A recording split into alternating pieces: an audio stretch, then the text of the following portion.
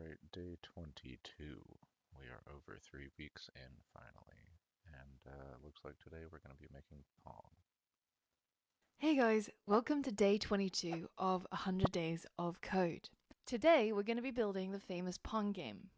And you're going to be doing this by using all of the skills that you've learned up till now. Pong is a classic arcade game, probably one of the first arcade games there ever was. And it has a really simple premise. It's basically just a ball that's going across a table, and two players each control a paddle, bouncing the ball back and forth. If you miss the ball, then the other player scores a point. Now, the history of Pong is itself kind of fascinating. It was created and written by this guy, Alan Alcorn, and he was a fresh recruit to the Atari company. And in order to test his skills, they decided to get him to create a game from scratch. And this game happened to be Pong, which became a huge success, selling loads and loads of machines across bars and pubs in the world. It eventually became so successful that a lot of these bar owners were calling up Atari saying, hey, your machines are breaking after only a few days. And the reason when they investigated was because the machines were chock a block full of money. People were putting their quarters in to play Pong, and the machine was getting full too quickly. So, this is the legendary game that we're going to be building today. As always, the first step is to break down the problem. And I want you to have a go at this. Think about how you would take this Pong game that you've seen here, and which components would we need to write code for? Which components might fit well in its own separate class? And how might we break down the logic of this game so that we can solve it piece by piece? Now, I want you to take a piece of paper, take a look at the game screen right here, and make a note of which components you think could be separated into their own classes. Briefly pause the video and jot down some notes on how you might structure the code for this game. Okay, so what we can do is use our notepad, got it, whatever that said. We're going to need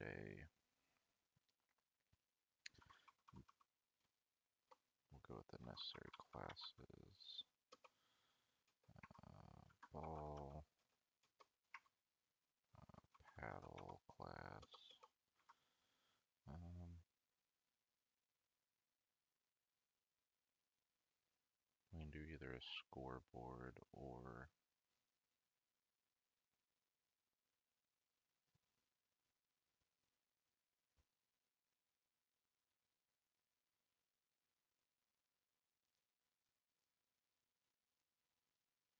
yeah, we'll do a scoreboard.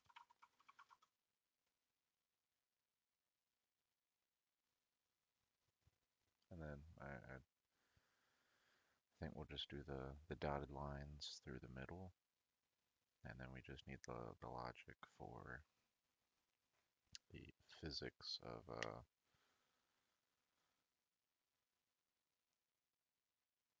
the ball.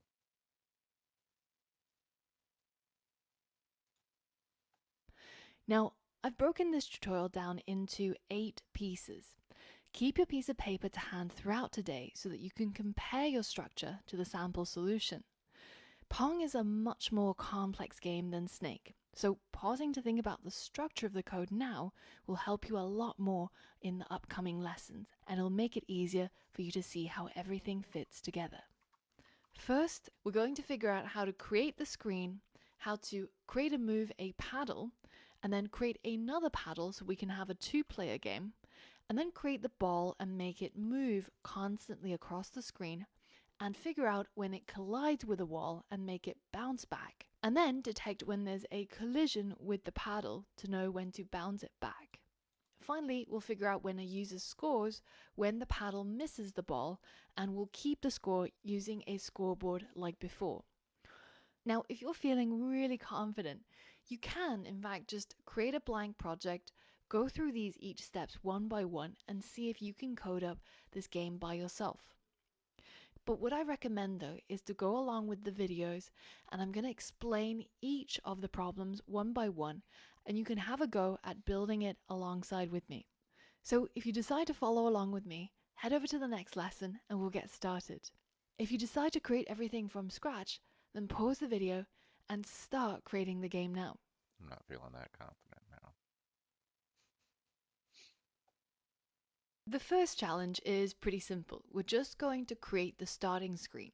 It's going to be a screen that has a height of 600 pixels and a width of 800 pixels. It should be black in terms of the background color, and it should stay on the screen until we click on it. So using what you've learned so far, go ahead and set up the starting code for our project. There's a setup class. Um, Go ahead and find our turtle documentation.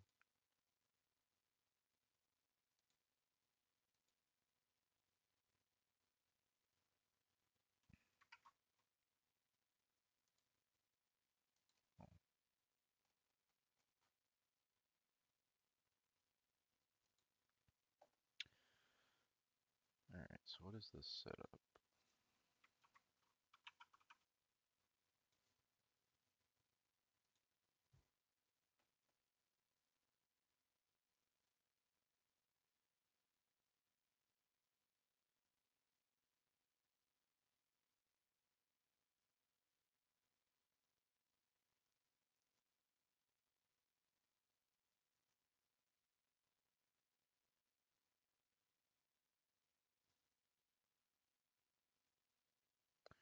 Alright, so she wants it 600 by, oh, width of 800.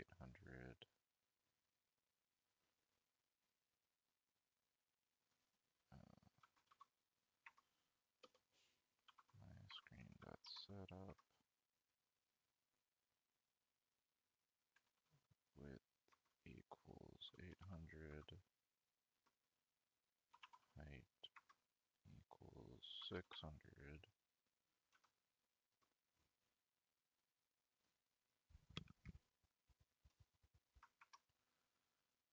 I don't think we need anything else in here.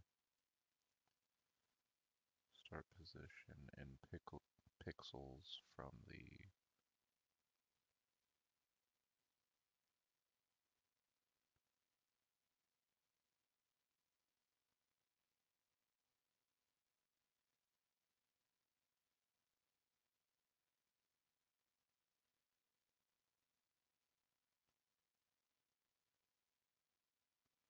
oh, okay. So you could,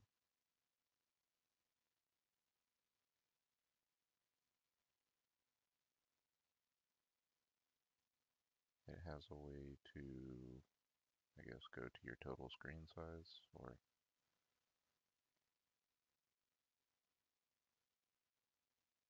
alright. But what, instead do width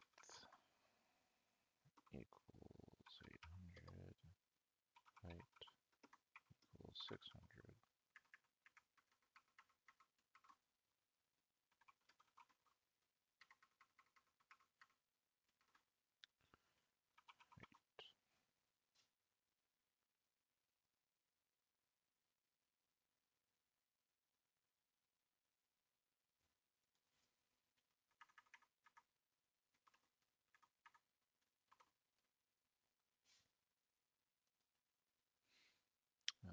Okay, now she also wants a background color of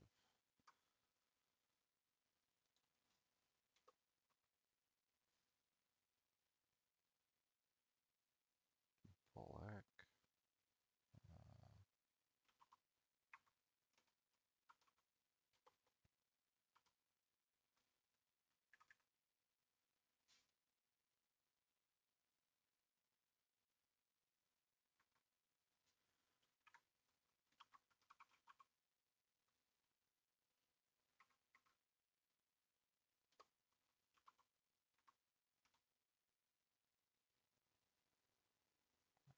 Title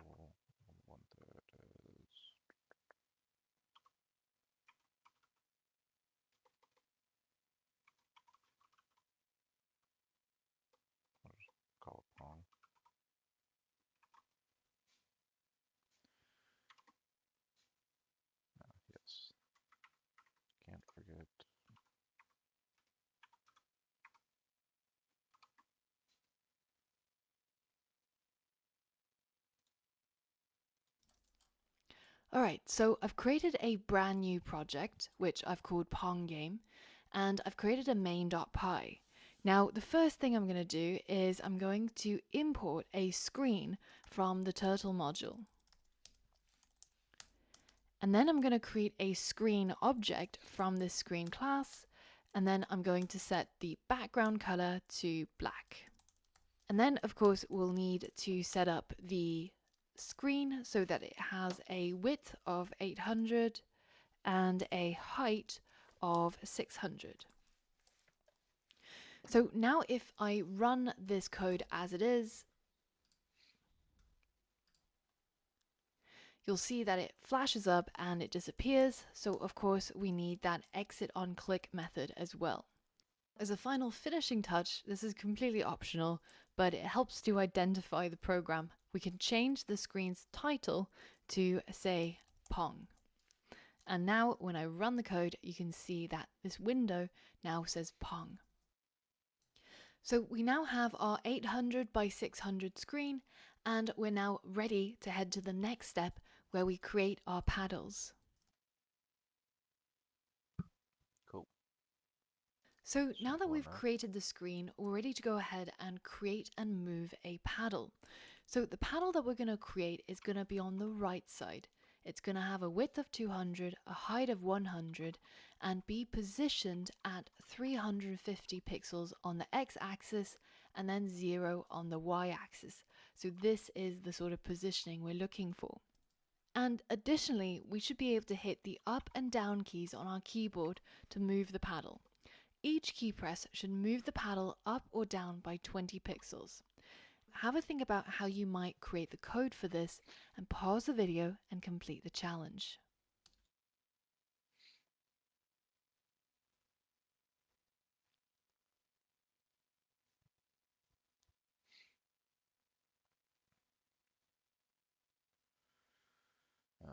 Okay, so we can import turtle.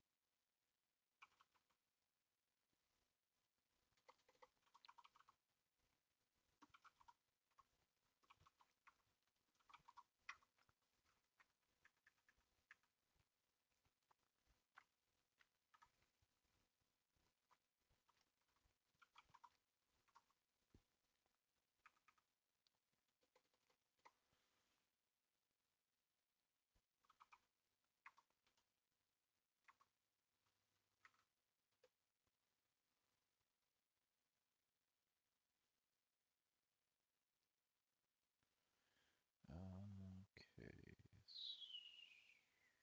self.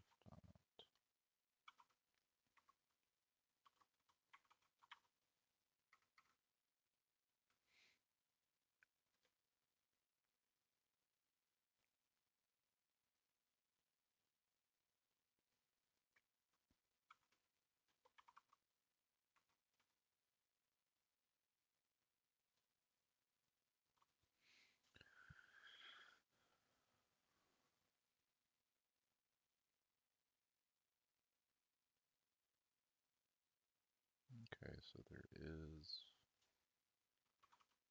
color. That'll be easy.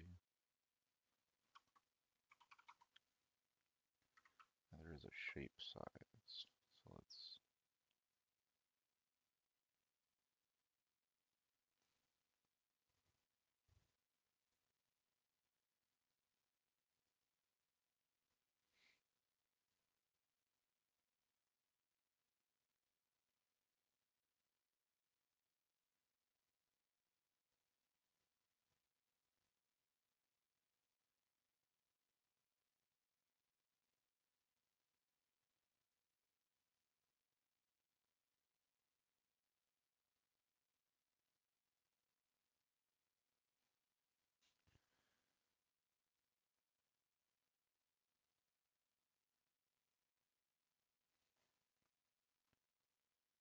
self dot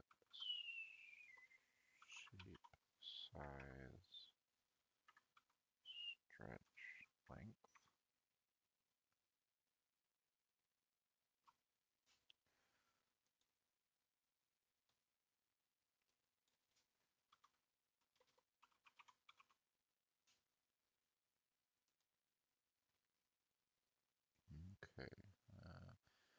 return or set the pend's attributes x and y stretch factors or outline. Set resize mode to user.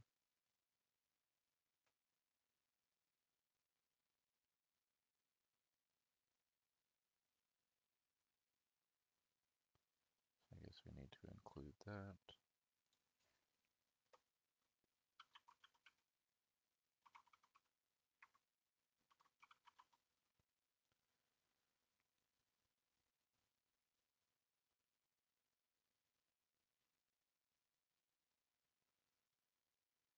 If and only if resize mode is set to user, the turtle will be displayed stretched according to its stretch factors.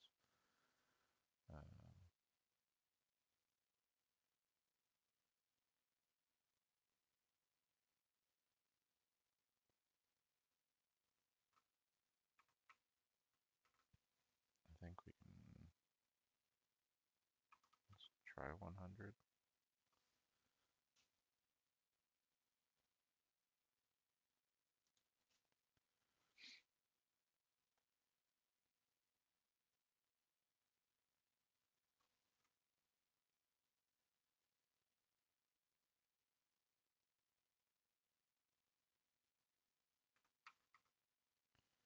We can also do a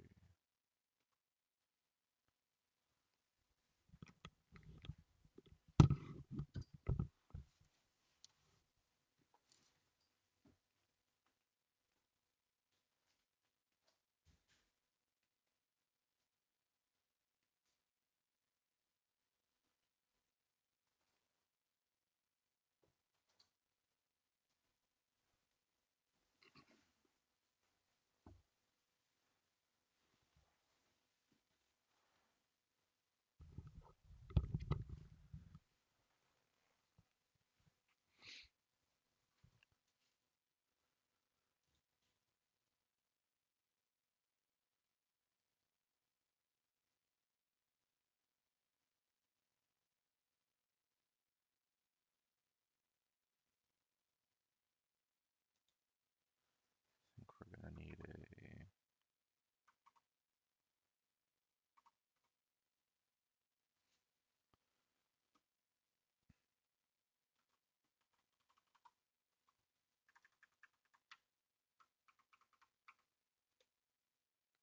right, yeah. Um,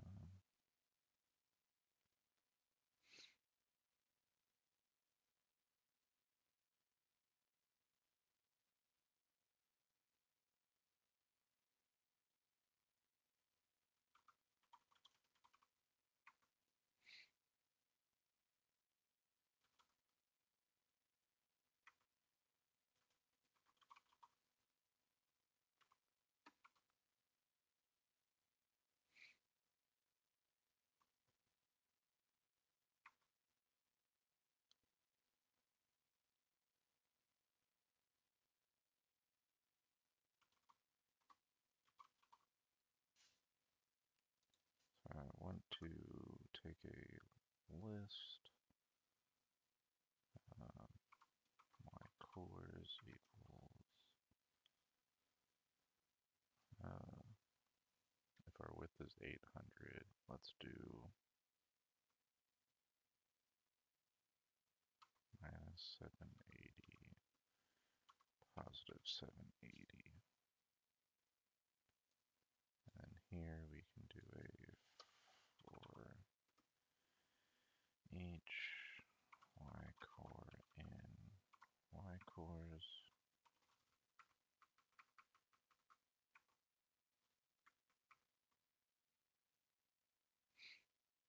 Wait, no.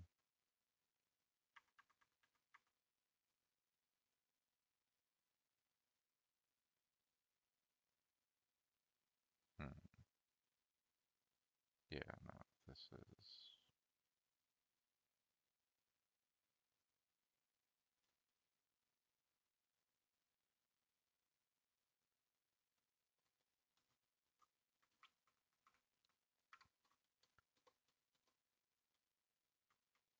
I think we'll have to put that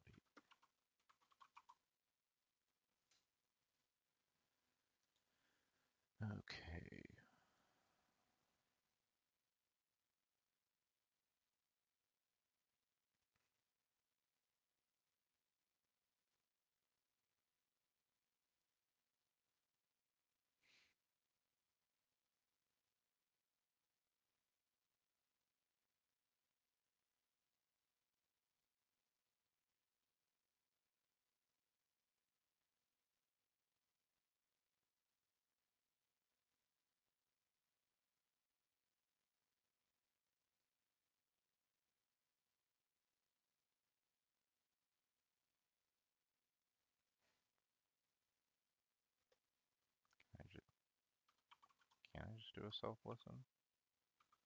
No, it seems not.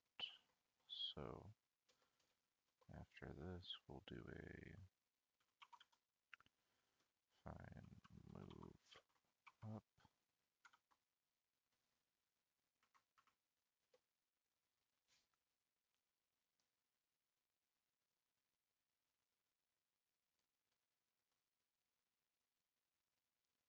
Okay, now how do we also want to define a move down?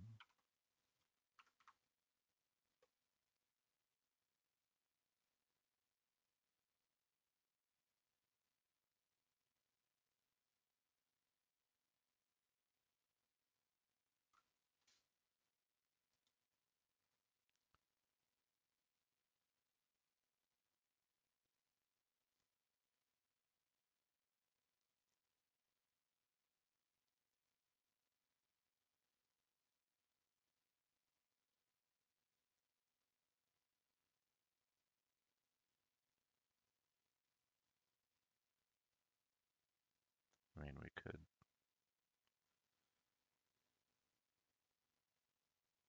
do a, I think, just do a set Y.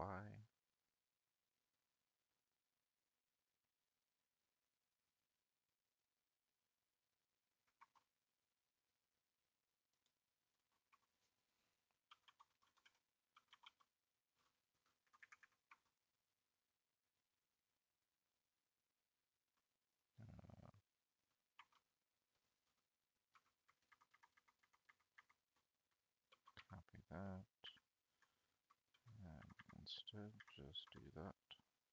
I think that should work.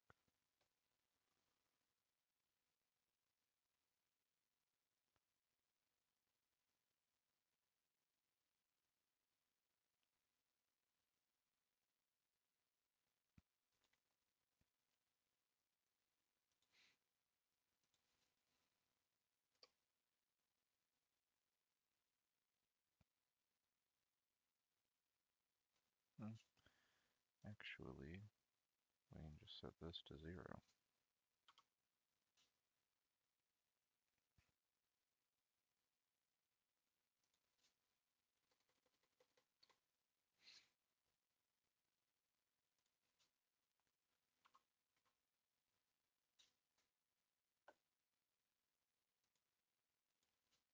And we'll do x cores equals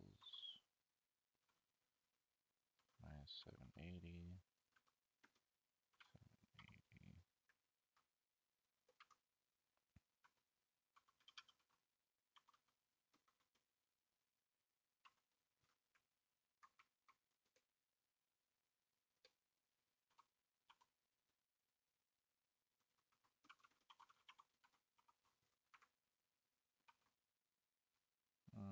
Actually, let's do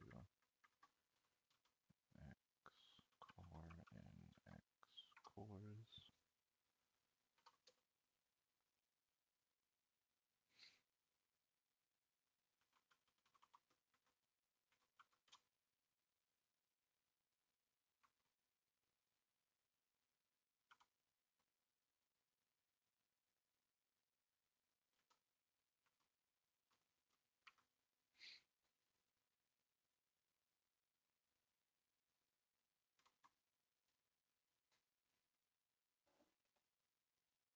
Did I color them white? Yes.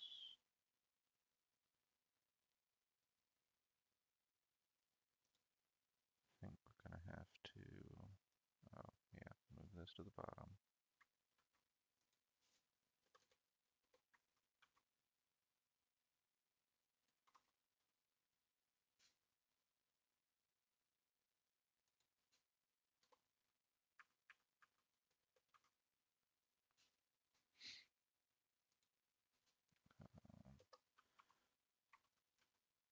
Dot tracer.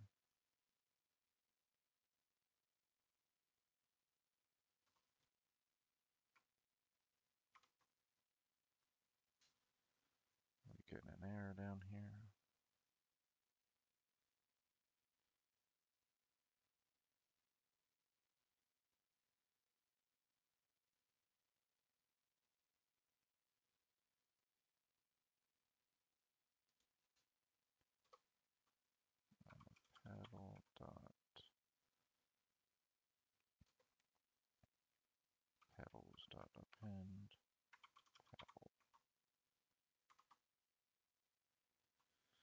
Still not liking that. Okay.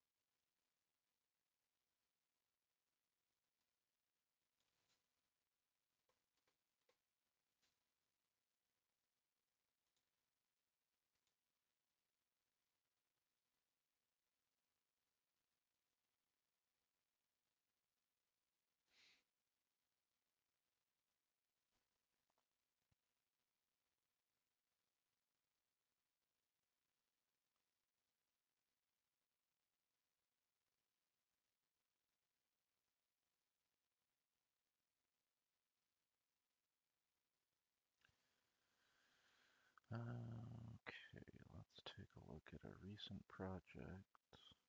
Uh,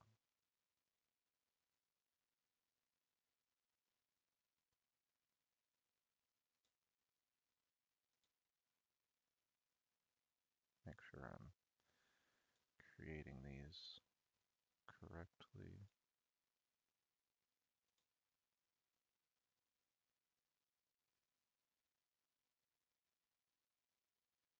This here has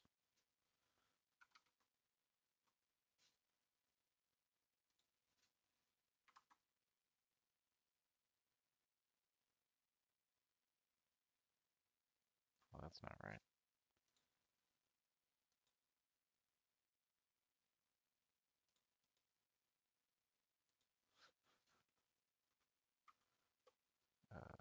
Selves.pin up.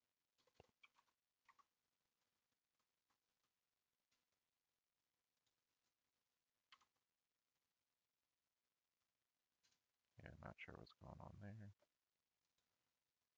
Maybe if I do stretch width.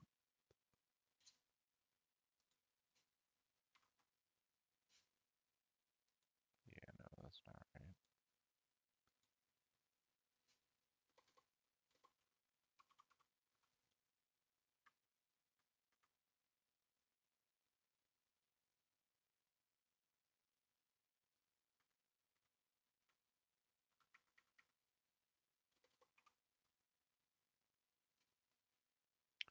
Gotta play around with the values, I guess.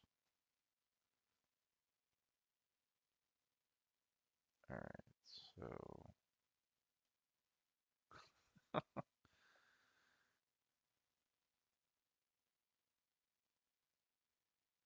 interesting.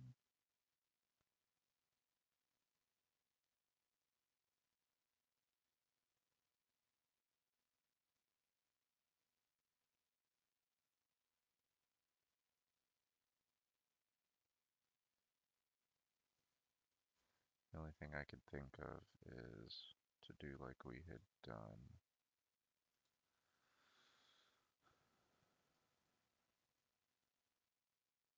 Take this out and do like we had created the snakes.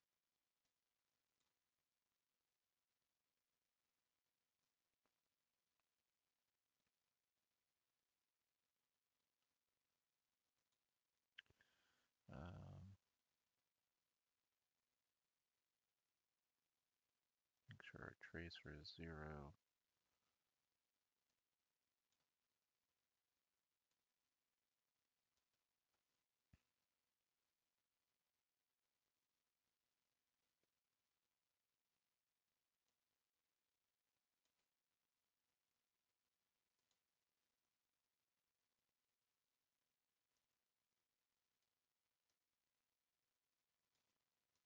Okay.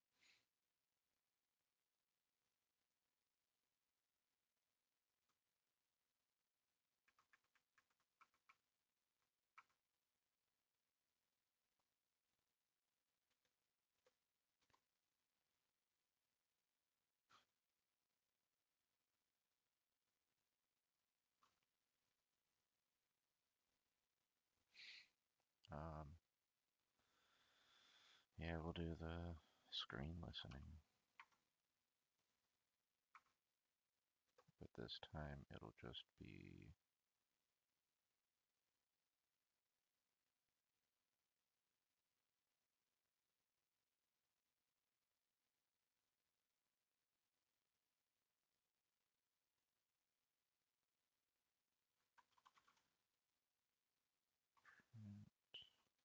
actually for each paddle in paddles, print paddle. See what that gives us.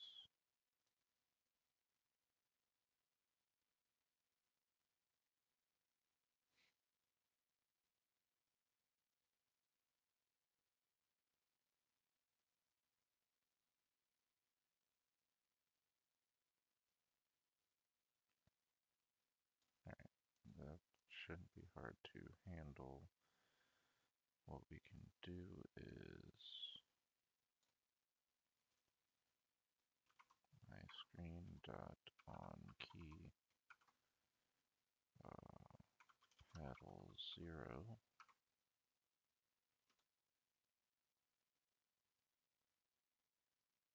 We'll do W.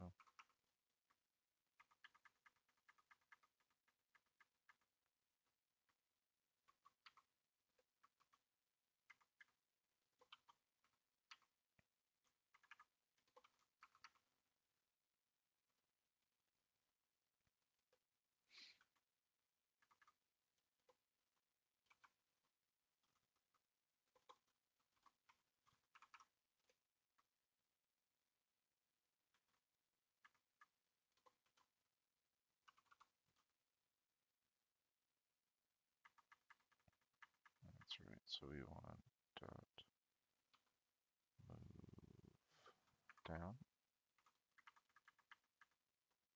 These will be 1 also. Move up.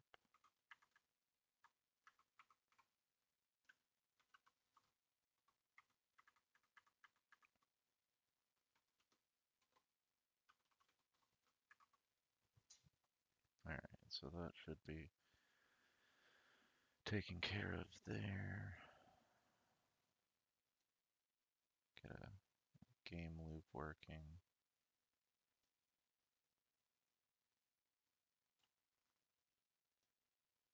Okay.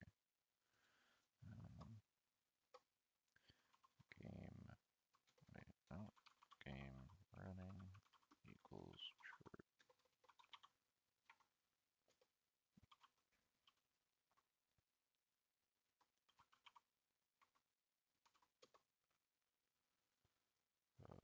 Okay,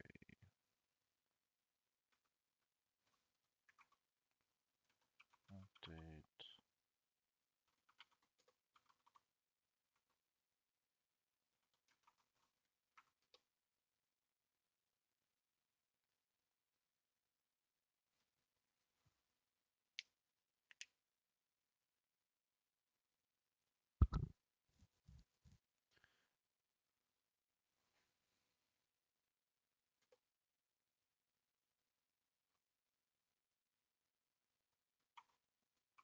Or insert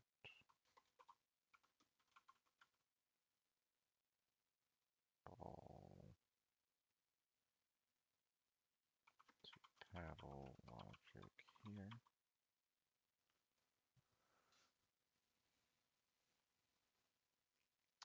But I still need to correctly draw the paddles.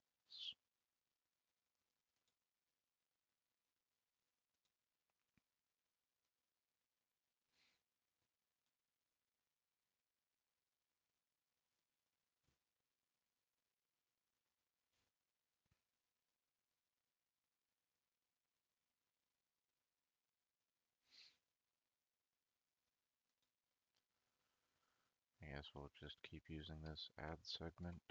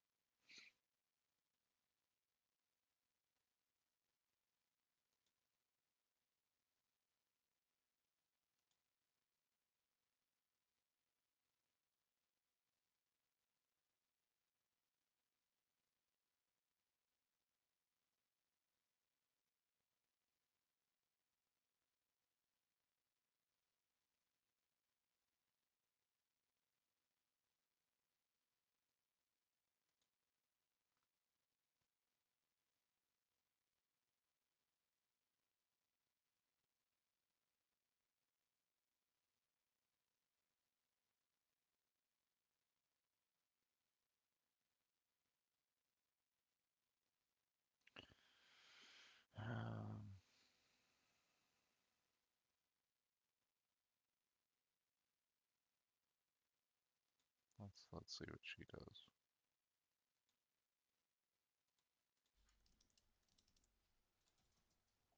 Alright, so to create this paddle, it's going to be created as a turtle.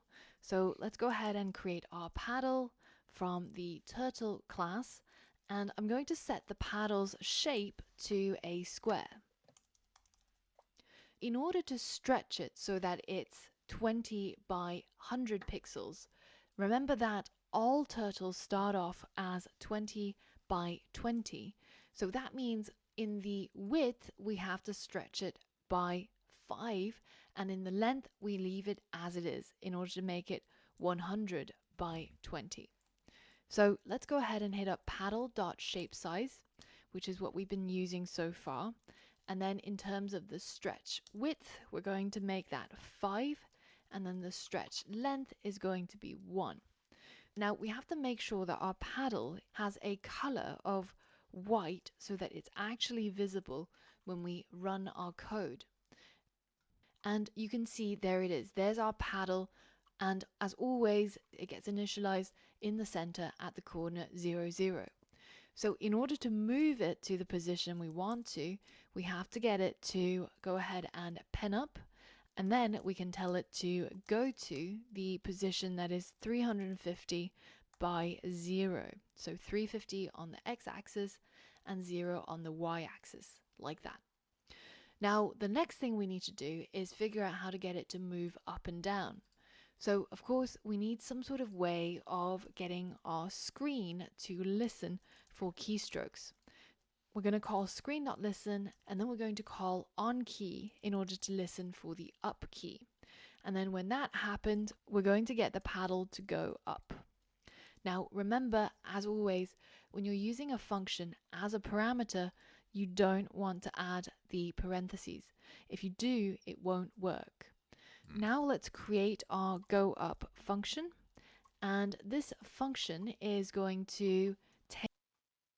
I think that may have just solved it.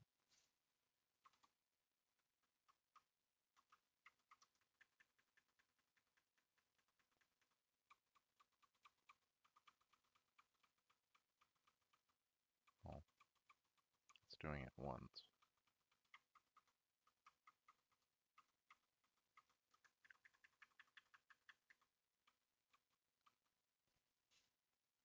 Take our paddle and move it so that it goes to a new position.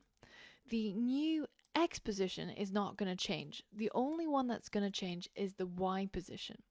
So the Y position is going to be the paddle's current Y core, but it's going to go up, so it's going to need to plus, let's say, by 20. Now we can tell the paddle to go to its current paddle.x core, so we're not changing that, and then to go to the new Y position. Now this go up function is going to be called whenever the up key is detected, and if we copy this and we make a similar version of this function, which is called go down, and we can subtract 20 instead. So now we can copy this line and make it call go down when the down arrow key is detected. So now we've created our paddle, and when I hit up, it goes up. When I hit down, it goes down. And this completes the first part of the challenge. But here's a question. When I hit run, you can see that the paddle first gets created in the center, and then it moves to the location where it needs to go to, which is 350 on the x-axis, 0 on the y-axis. How can we get rid of this animation so that we don't have to look at the paddle move to the position? Have a think about what you've learned in previous lessons and see if you can solve this problem. Alright, so you might remember from previous lessons that there is a tracer method on the screen which controls the animation. And in order to turn off the animation, we can put a 0 in that method. But when we run our code as it is right now, you'll see that there's no animation, there's not even a paddle showing up anymore. Remember that when you turn off the animation, you have to manually update the screen and refresh it every single time. To do that, we'll need some sort of a while loop. And the while loop is going to check for some sort of variable. So let's create a variable called game is on and set it to true. And while the game is on, then we're going to call screen.update. Now, if I run the code again, you'll see that my paddle now goes directly from the center to the position, because the first thing that happens is the animation gets turned off, the paddle then gets created in the background, and then finally it gets to this point where we actually update the screen and show everything that's happened in the background so far. Did you manage to complete this challenge and create the paddle and get it to move up and down using the keystrokes? If not, be sure to review some of these methods in the Turtle documentation and have a play around with the code until you're fully happy with what's going on so far. I think it's working out Now, pretty if you good. had created the paddle in a separate file as a separate class, don't worry, we're going to do that next. We're going to refactor this code so that it's fully compliant with object-oriented programming. Yeah, I like 30 But if more. you've already done it, then you're just one step ahead. And that is where we're heading to in the next lesson. In the last lesson, we created and managed to move a paddle up and down. Now in this lesson, we're going to figure out how we can create another paddle, but we don't want to repeat all the code that we've written so far, so we're probably going to need the Luckily, I already help did this of part. a separate paddle class. So if you haven't already created your paddle inside a separate file and a separate class, then this is the time to refactor your code so that you can create another paddle object from the paddle class easily and effortlessly. Here's what we're aiming for. We're aiming to get rid of all of this paddle related code and move it into a separate paddle class.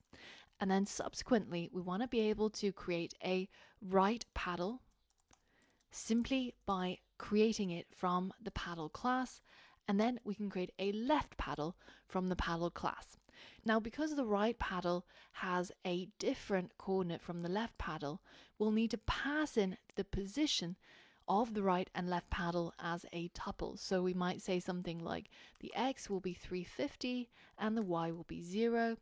And on the left paddle, the x will be minus 350 and the y will be 0. So have a think about how you can make this code work and refactor this code into a separate paddle class. And this paddle class should inherit from the turtle class. Overall, our program should work pretty much the same as before, the only difference being that we now have a left paddle which can move up and down with the W and S keys on the keyboard. Pause the video and try to complete this challenge. Alright, so the first thing we're going to need is a new file, which is going to be called paddle.py. And paddle.py is going to need the turtle class from the turtle module. So let's go ahead and import it. And then I'm going to create this paddle class. And of course, all classes start off with a capital letter. Now, this class is going to take all of this paddle creation code and it's going to carry it out when we initialize a new paddle object. This paddle object, in order for it to be a turtle object, we're going to get it to inherit from the turtle class like this. And in order to get all of the abilities, the methods, and the attributes of the turtle class, we need to get the superclass to initialize itself. The next thing we're going to do is figure out how we can get our paddle to change its shape, change its color, and all of these other things. So we can get rid of this line entirely because our paddle class is now the same as a turtle class. And then for the rest of these, instead of writing paddle.shape or paddle.color, we're going to hit Command R or simply go to Edit, Find, and then Replace. And you can take a look at the shortcut on your computer of how to get hold of this replace screen. So what I want to replace is everything that is paddle dot here in my code, and I'm going to replace it with self dot, because now we're inside the paddle class, which is effectively the same as a turtle class with some added extras. We can tap into our methods and our attributes by simply using the self keyword. now the very last thing we need to do in order to make this work is to go ahead and import our paddle from the paddle.py. And once we've imported it, we need to address this warning. Notice how it's highlighting this area and it's telling us that this is an unexpected argument because the paddle class doesn't actually take any inputs when it's initialized. It's just got the self here. But in fact, we do need a position being passed over. So this position is going to determine where the paddle is going to go to. Because remember, the left paddle is going to have a different coordinate from the right paddle. So now that we've fixed that, this is now completely valid code. And if we run our code as it is, you'll see our paddles being created and looking exactly the same way as before, but now we've got one extra paddle. Going down here with our go up and go down methods, ideally we would want them to live within our paddle class. So we want them to be methods inside this class. And remember that methods always have a first attribute as the self. Now, in addition, we have to again replace this paddle dot with self dot so that it's actually referring to the object that's created from this class to get its y coordinate or get its x coordinate. Now, coming back to our main.py, we'll have to modify this code a little bit because this go up and go down function is now gone, and instead we now have the right paddle dot go up and right paddle dot go down. So the right paddle is going to be controlled by the up and down keys, but the left paddle, we can get it to be controlled by some other keys. Now in our case, I'm going to choose the W key to go up and the S key to go down. So we're going to need another set of these screen.onKey method calls. But in this case, this is going to get the left paddle to go up and the left paddle to go down. And the go up is controlled by the W key and the go down is controlled by the S key. So now if we run our code, you can see that when I move W, it goes up. When I move S, it goes down, and up and down moves the right-sided paddle. So notice how now that we've refactored our paddle related code into a completely separate class, firstly, our main.py is now a lot simpler. It's clear of all of this paddle related code. And on top of that, if I wanted to create a third paddle, let's say I wanted to create a top paddle for some reason, then all I have to do is just call the paddle class and then pass in a tuple for the location of this paddle. So let's put it at, I don't know, 100 by 100.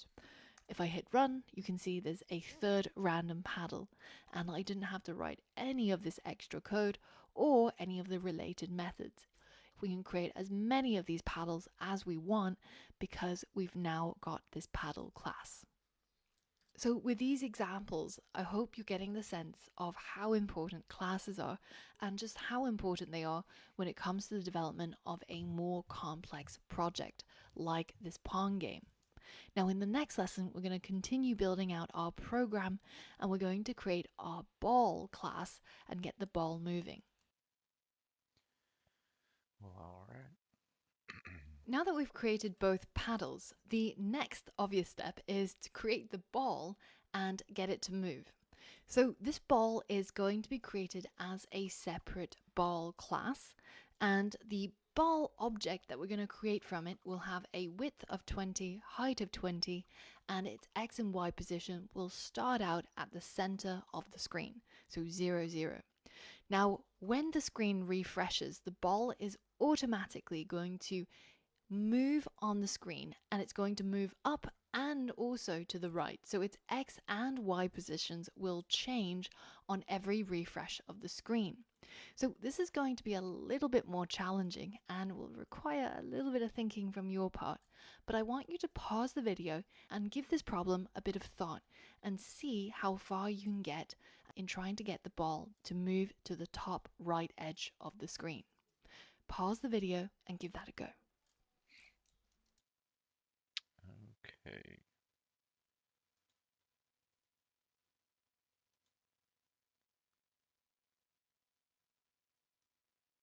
Steal most of this.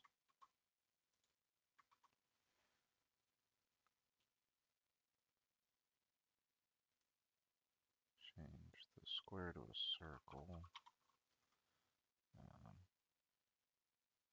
I think by default it's 2020 anyways. Don't need to change this or this.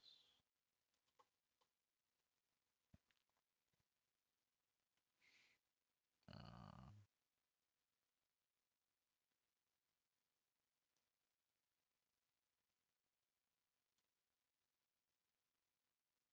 yeah, no, we can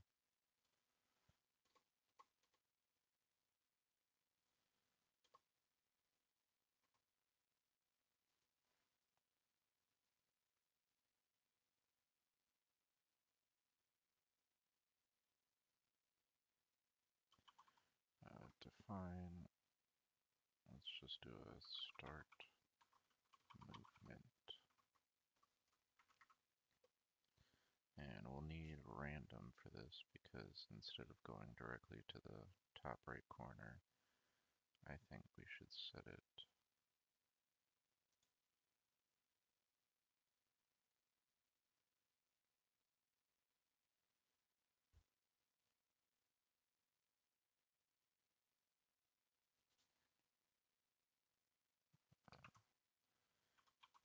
from random port rand int rand. Yeah, we'll do rand int.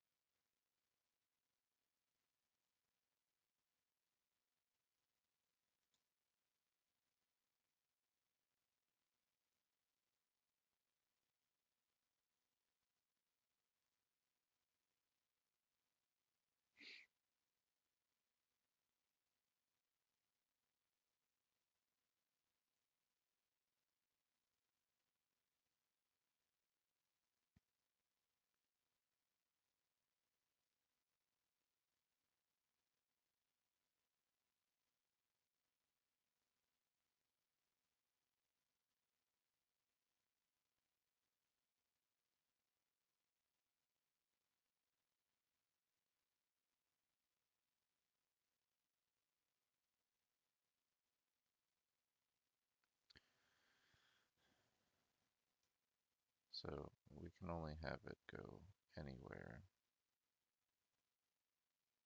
to here or to here, to here or to here. Anything, any direction where it would go. Somewhere that the paddles cannot block would not work. So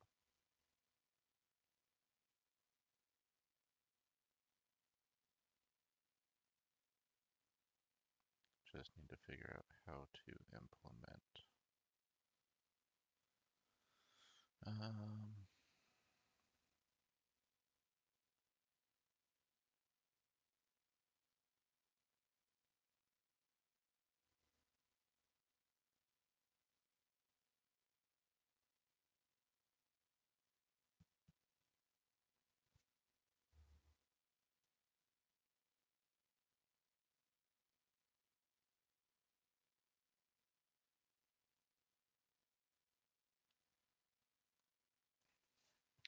just make sure that we have it populating or showing up.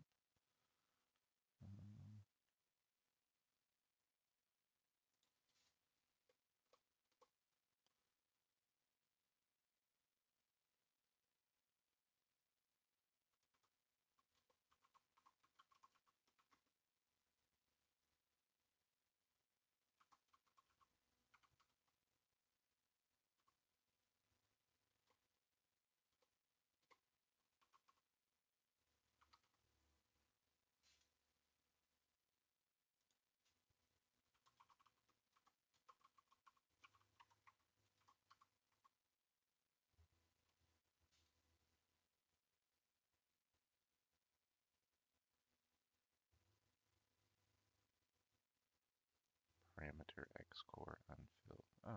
that's right, I did copy that, huh? Okay, alright, so we have our ball.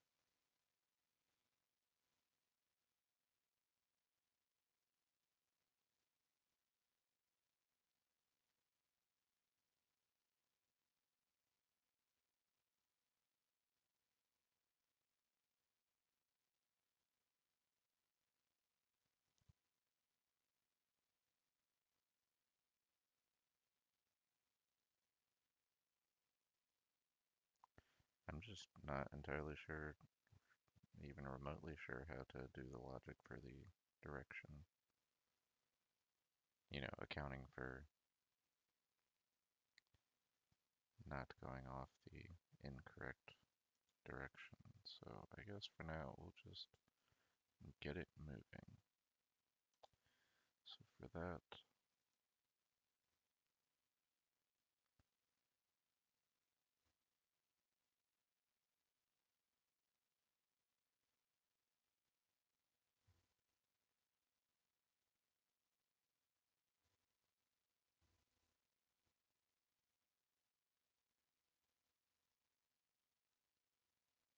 I mean,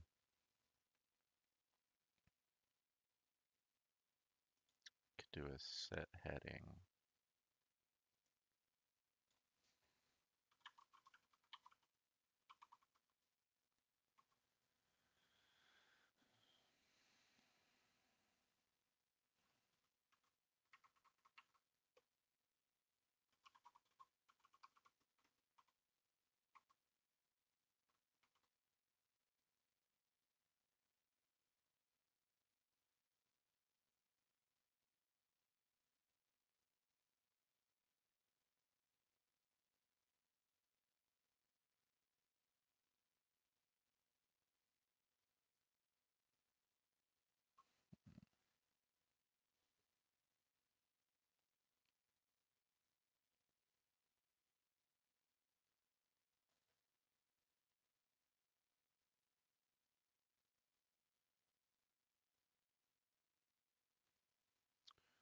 So it could go,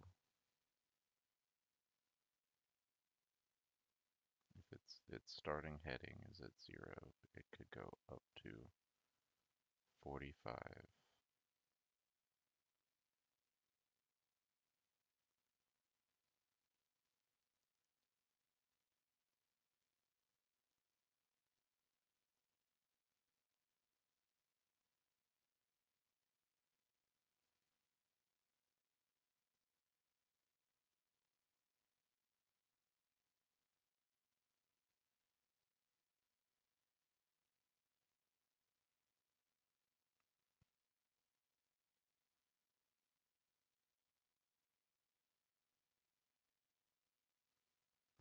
Alright, so let's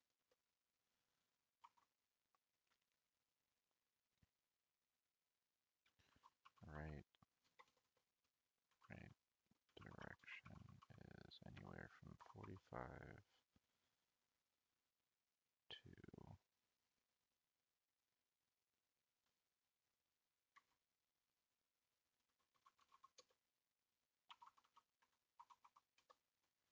315.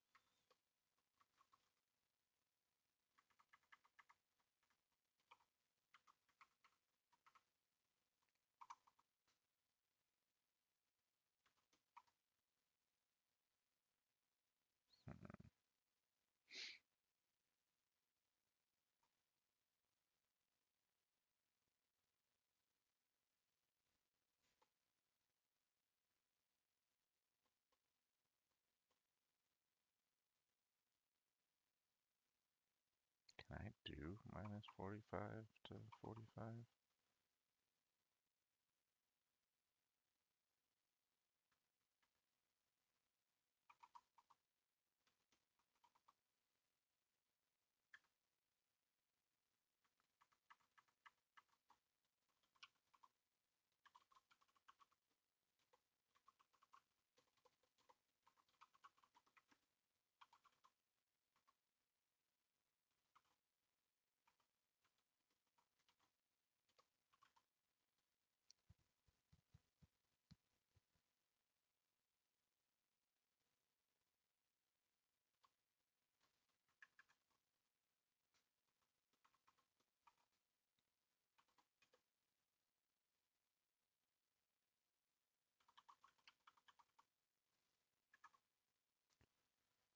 Direction 1.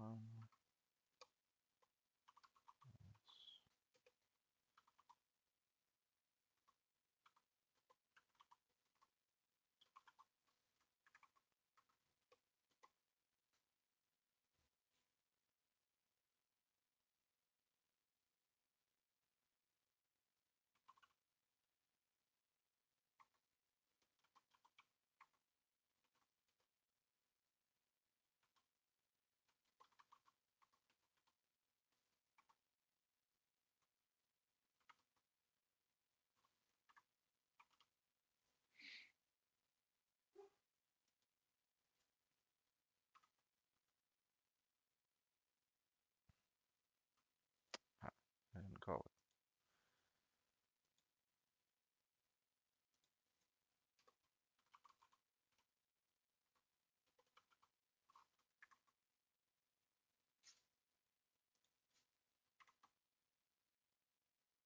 Well, that's not right.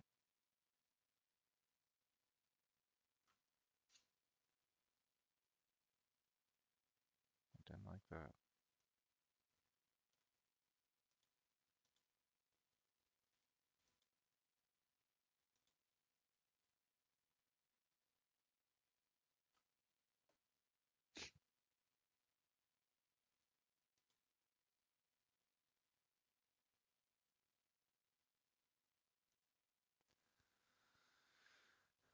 Well, what did she do? Alright, so to start off this time, I'm going to create a ball.py file. And inside this ball.py is where we're going to create our ball object. So firstly, I'm going to import my turtle class, and then I'm going to create my ball class, which is going to inherit from the turtle class. And then I'm going to do all of the usual initialization. And now we're ready to create our ball class. This ball is going to firstly have a white color, and in addition it's going to have a shape that is going to be a circle.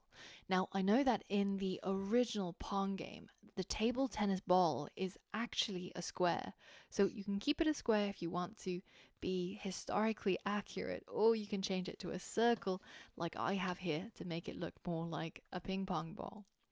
Now, in addition, we're going to need to get it to pen up so that it doesn't end up drawing across the screen. And now all we need is to initialize our ball from the ball.py. And we're going to do that just below our paddles. So I'm going to create a new ball object from the ball class. And now if I hit run, you'll see our circular ball show up in the center of the screen. The next problem is, how do we get the ball to move towards the top right corner of the screen? So that's going to involve a change in the x coordinate as well as the y coordinate. In our while loop here, where our screen is updating, we're going to call a method in the ball class, which is going to be called move. And this move method, which we'll define now, is going to be responsible for moving our ball. And the way that it's going to move is it's going to increase on the x and also increase on the y. Let's create a new x coordinate, which is going to be the current self.xcore plus a arbitrary amount, so let's say increase by 10. And then the new y is going to be the self.yCore increased by the same arbitrary amount. And then finally, we can get our ball to go to this new x and new y.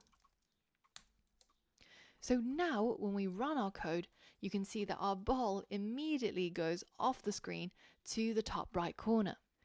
If we want the ball to slow down a little bit, we can do one of two things. Either we can go into the move method and change this 10 here to say a 1. That way, every time our loop runs, our ball will only move 1 pixel. Alternatively, we can pause the loop for a short time during each iteration. Moving the ball a tiny amount does work, but I'm going to go with the second option and import our time module. Then I'm going to get our while loop to sleep for a little bit in between each of the updates. So I normally start off with just a 0.1 second sleep, and you can see now our ball moves at a more reasonable pace and we actually have a chance of catching it with one of the paddles. That's all there is to it. We've now created our new ball class, initialized a ball object, and we've got the ball to move on every refresh of the screen.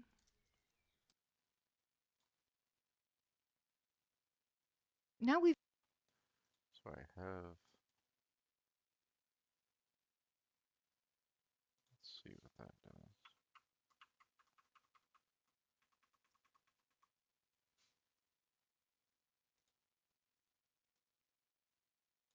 I don't think I need that in there anymore.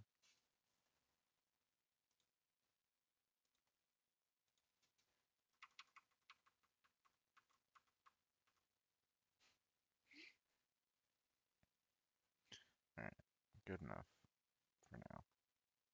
We've done most of the easy parts, getting a paddle and a ball up and running on our screen. The next few parts are going to be a little bit more tricky.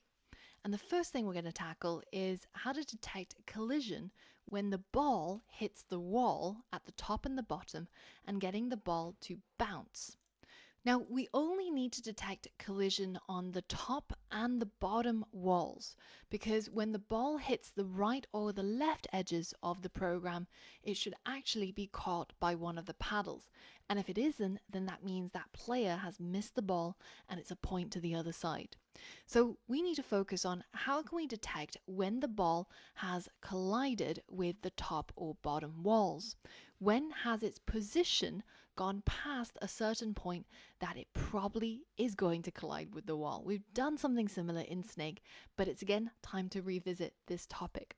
Now, on top of that, we have to figure out how do we get the ball to actually bounce? And what does bouncing actually mean in terms of changing the position of the ball? When the ball is constantly going up in the y value and going up in the x value in order to travel in this direction, what actually happens to the x and y values when it bounces? Which one gets reduced and which one stays constant? Have a think about those questions and play around with some of those numbers and see if you can complete this challenge by yourself. If you get stuck or if you just want to check the answer, then come back and I'll go through the solution with you.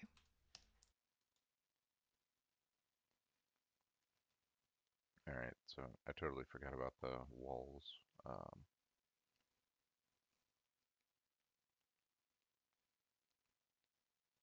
We just have to figure out how to detect them, and if there is a collision, we will just change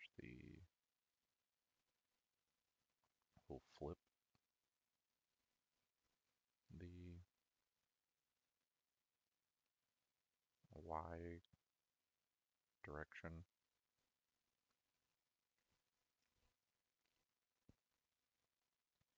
or, if it's positive, we'll change it to negative. How did we detect in the snake game?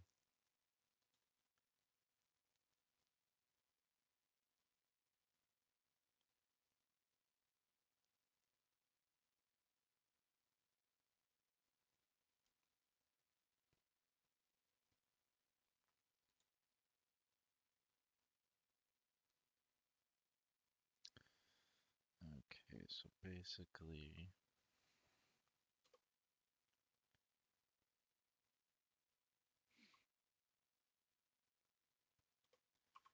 if my ball dot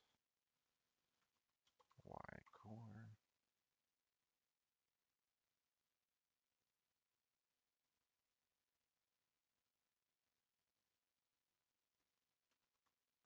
greater than or equal to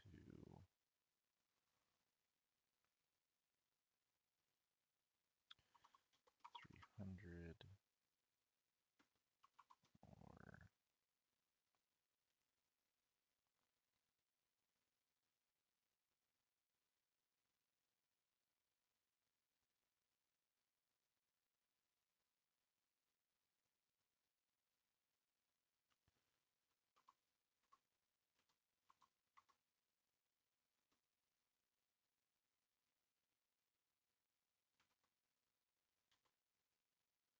this would be less than or equal to minus 300.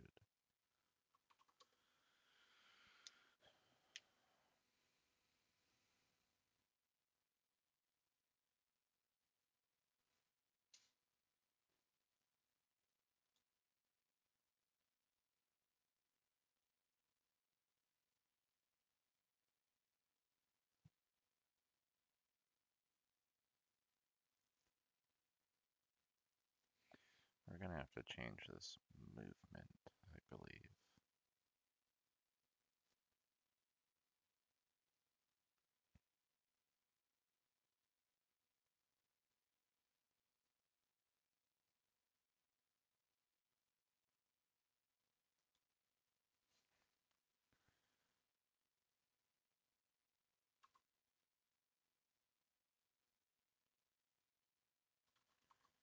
Do an x core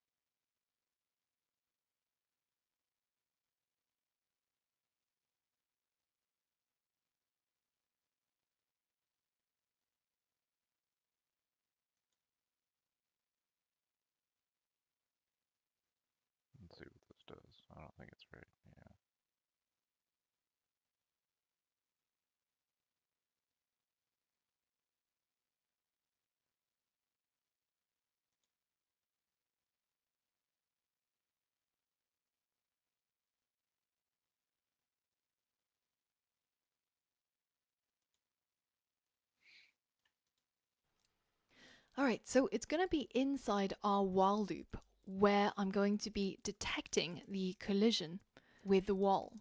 And in order to detect the collision with the wall, essentially what I'm going to say is that if this screen is 600 by 800, when the ball is at a Y position that is above 300, remember 300 is half of 600, and the Y axis goes from 0 to 300 and 0 to minus 300. So once the ball is past 300, then it's going to be way past the wall, right? So at that point, I can be pretty sure that it's going to hit the wall or has already hit the wall. So that will be my criteria for detecting collision. So I can say if the ball dot y core is greater than 300, well, in that case, it's basically gone too far up and it's hit the top wall. Now, in addition, I can add a or statement to say if the ball.y core is less than minus 300, then that means it's gone too far down and it's hit the bottom wall. So in this case, it needs to bounce. So we need to figure out how to get our ball to bounce.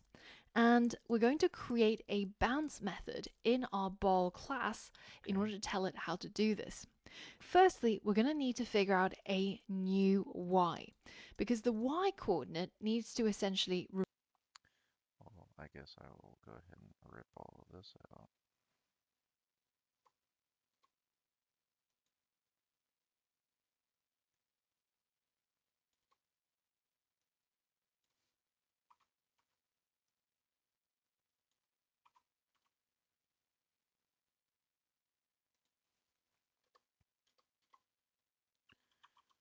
Bounce.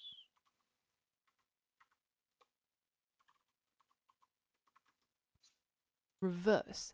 So whereas previously our y coordinate was going up and up and up, increasing each time, when it hits the wall, it needs to reverse direction. So if it was increasing, it needs to decrease. If it was decreasing, it needs to increase. So basically, we need the opposite of what it currently is. To do that, the easiest way is to create a attribute, which I'm going to call x move, and another which I'm going to call y move.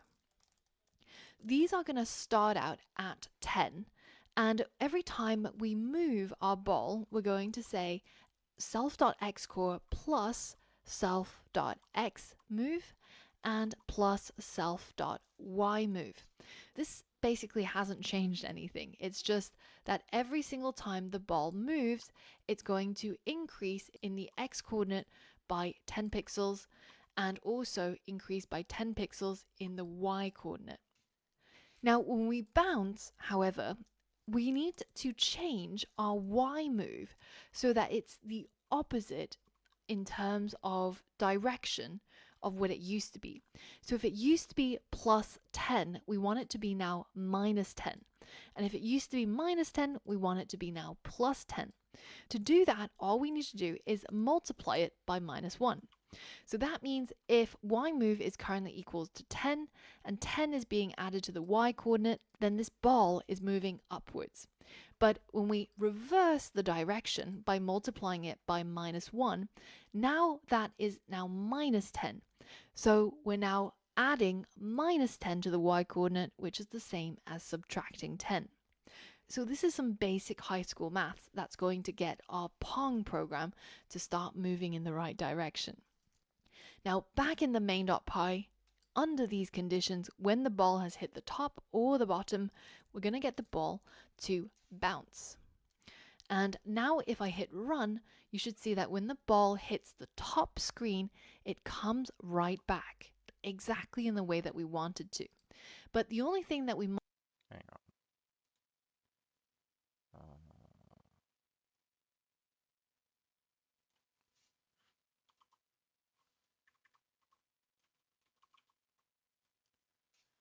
Now, what exact logic did she finish with here?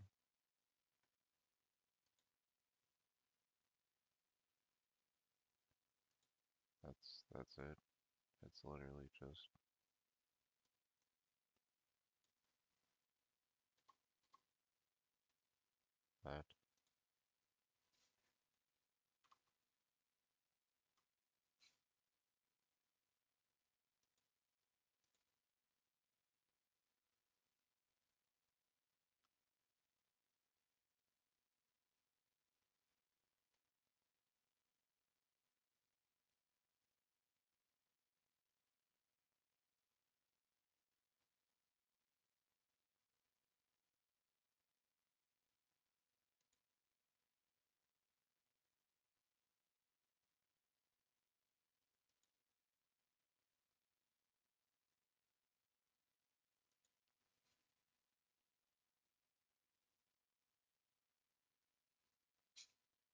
Now, back in the main. Okay, so I don't know when I took out the.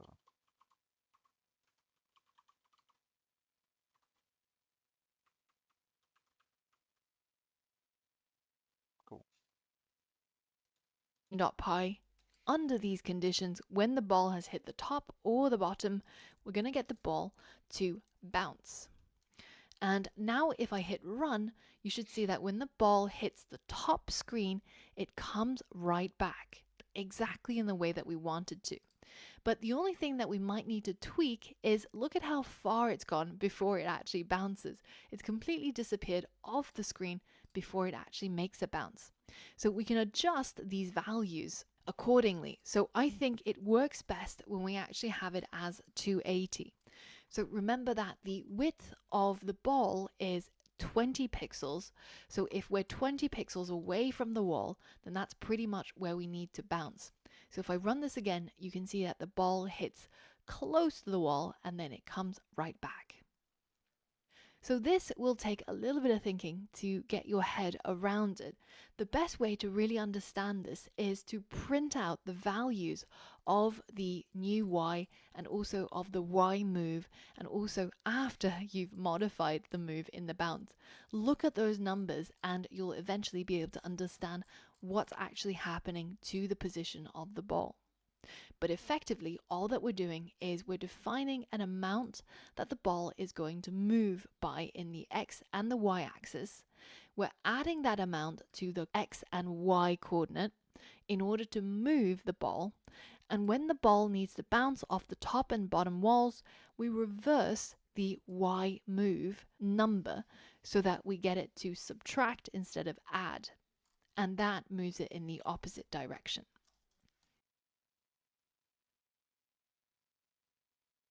So we figured out how to detect collision with the top and bottom walls and make our ball bounce off the walls. The next thing we need to do is to detect when there's a collision with the paddle and make the ball bounce off the paddle. This is probably going to be the hardest part of this program yet, so I want to talk you through the logic. Now, how can we know when the ball has hit the paddle? Now, normally we use the distance method to check what is the distance between the ball and the paddle. And if it's less than a certain amount, then we can be relatively sure that they've made contact with each other. So the code that we normally use would be something like this. We get our ball and we check its distance from the paddle. Now remember that our ball has a width of 20 pixels and our paddle has a width of 20 pixels. Normally we would say, well, if that distance between the two of them is less than 20, well then they've probably made contact, right? But the problem occurs when the ball hits the paddle, not right in the center, but at the edge of the paddle. Because this distance measures the center of the ball from the center of the paddle as the distance. So you can see that this distance is way bigger than 20. So it's not going to register as a collision. How can we solve this problem? Well, we could add on an additional condition. We could check, well, if the ball has gone past a certain point on the x-axis, if it's gone far enough over to the right, and it's within a 50 pixel distance of the paddle, then that also means it's made contact with the paddle. Inside our main.py, I'm going to add a comment to detect collision with right paddle. So let's experiment with some numbers here and see if we can get the ball to bounce off the paddle.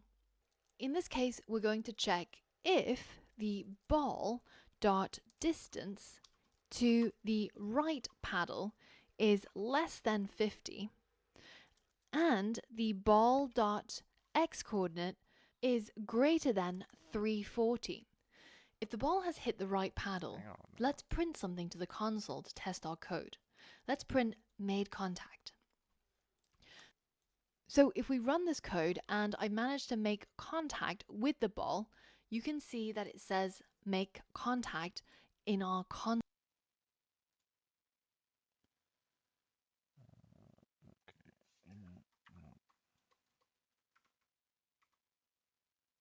probably won't be able to see that now.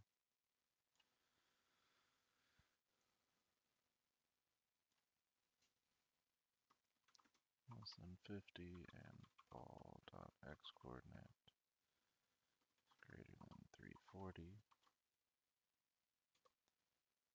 Um,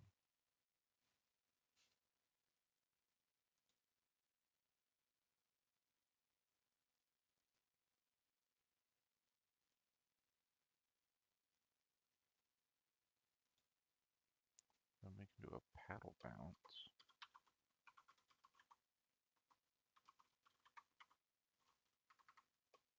Do a self dot x move.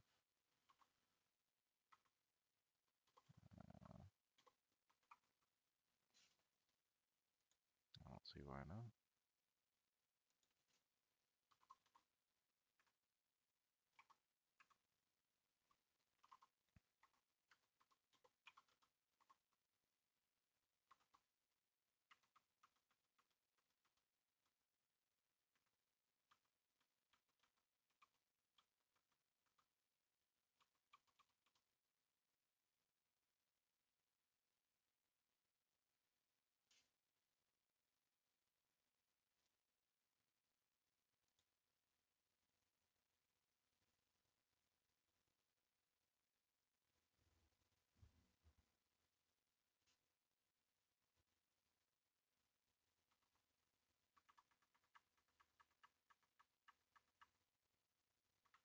And we can do an elif.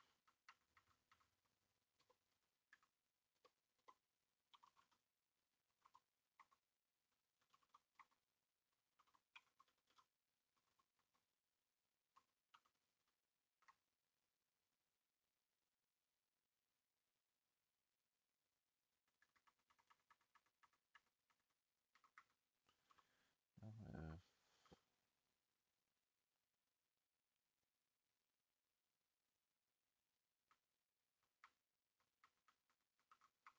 Didn't mean to put that within double, but less than 50 and my ball dot x core is less than 340.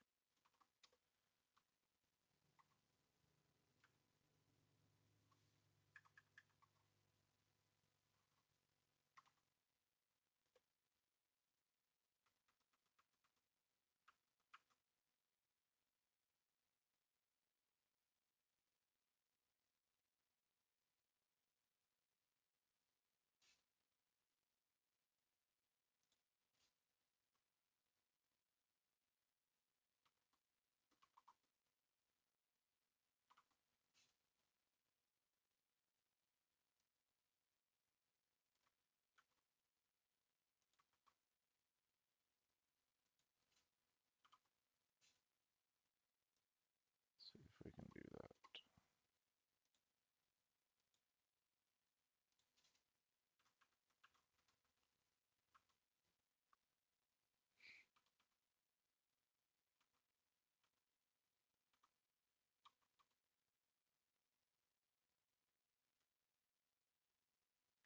It's not a perfect distance, but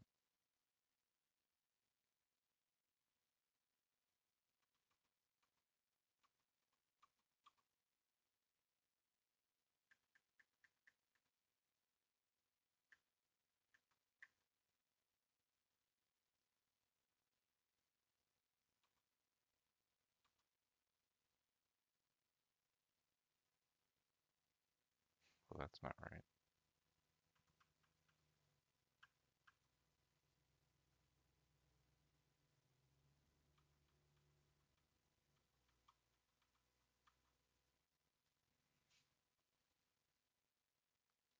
Console.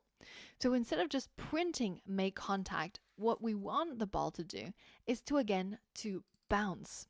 Now, this bounce is a little bit different from the last bounce because the previous one was changing its y coordinate so that it moved in the opposite direction along the vertical.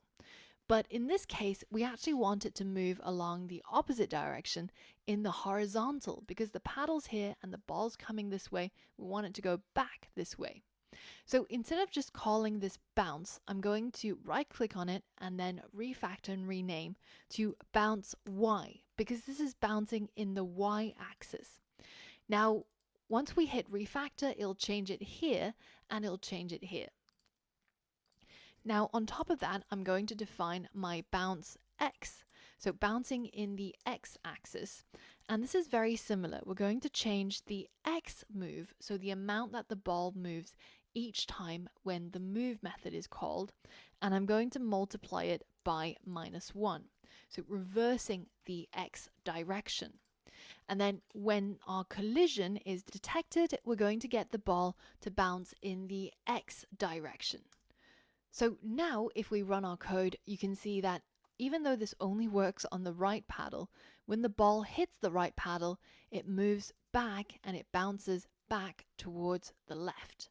It changes the direction that it was moving in the x-axis. So now let's add the collision for both paddles because they both need to bounce in the x-axis. And so we're going to tag onto this a or statement. And we're going to say or if the ball dot distance to the left paddle is also less than 50. And on top of that, the ball dot x coordinate is less than -340.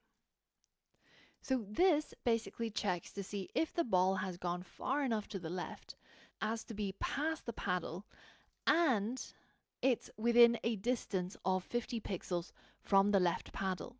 So if we run the code right now, you can see that not only does our ball bounce when it hits the right. So now when we run the program again, you can see that not only does the ball bounce on the right paddle, it also bounces when it hits the left paddle. Now, there's a little bit more tweaking that we can do with the coordinates because you can see that when the ball hits the paddle, it goes a little bit too far before it actually reverses direction. So we can change this to a slightly smaller number if we want it to bounce before it's within the actual paddle. So we can change this to 320 and this one also to 320. And notice what happens now. Before it hits the actual paddle, it now actually bounces. And it doesn't look like as if the ball's fallen into the paddle before it turns back.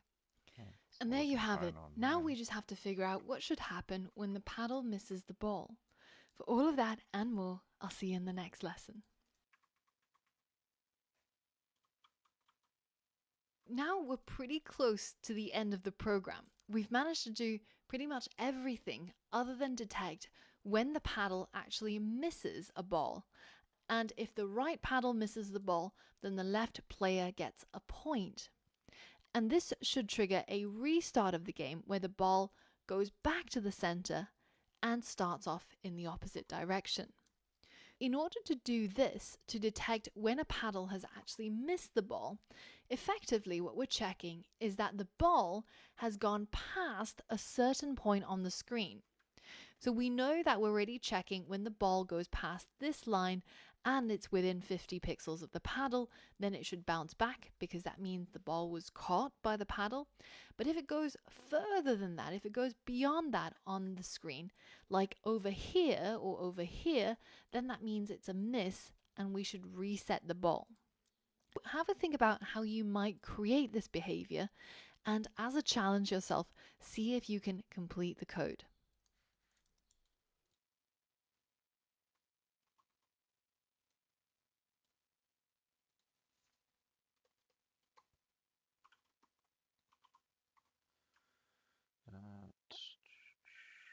X core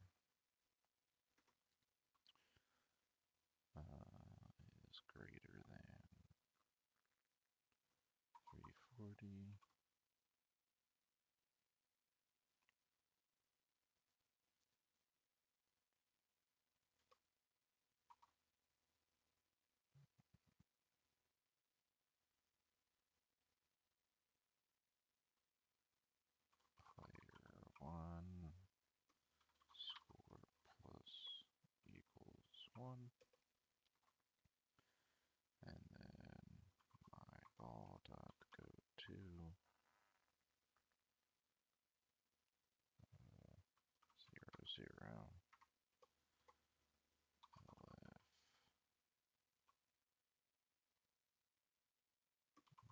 ball dot x core is less than 340.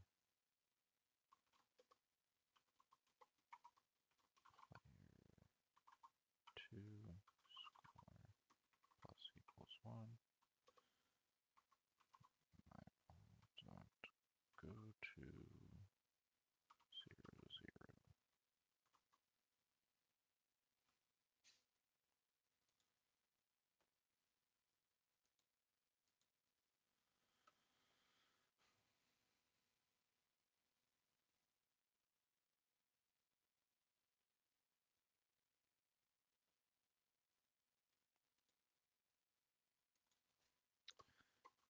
Yes, pass.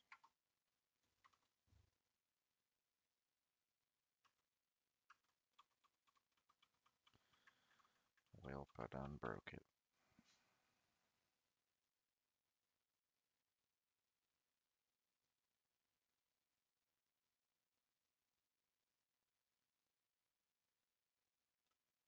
Oh, negative 340.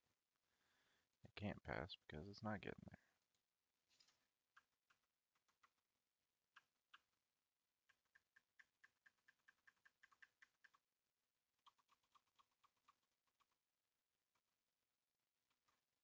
Hmm.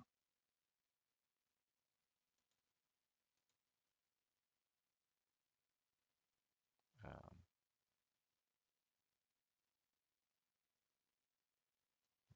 345.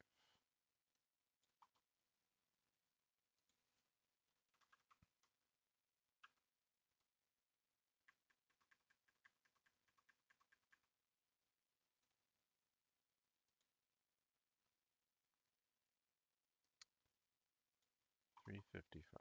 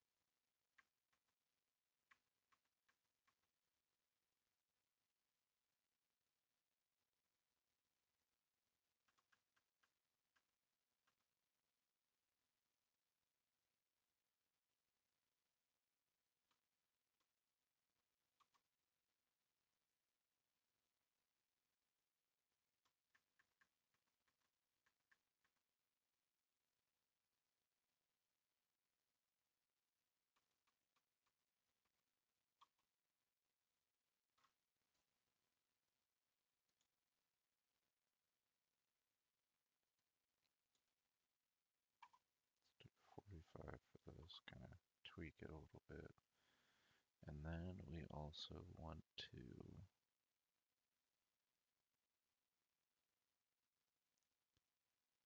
um,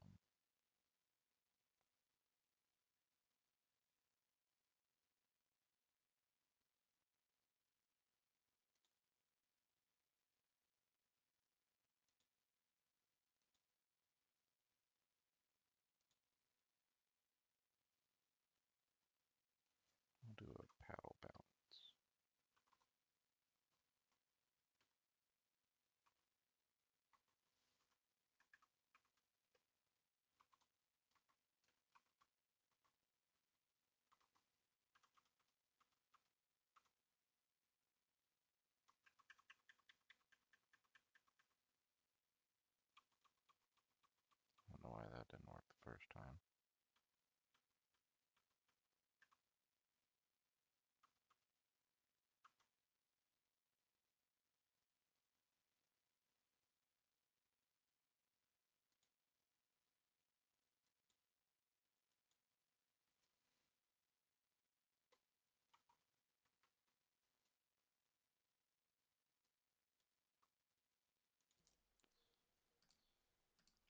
So I'm going to add another comment here, which is going to be detect when right paddle misses. The right paddle has basically missed the ball if the ball.x coordinate is beyond 380. We know that the width of the screen is 800 and we know that the paddle is at 350.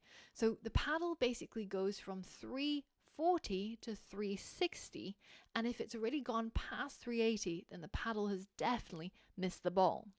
So in this situation, we're going to get the ball to reset its position.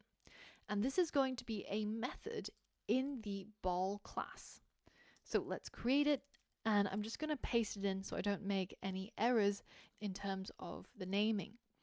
Resetting the position of the ball is going to involve getting the ball to go to the original position. So we can tell self to go to 0, 0.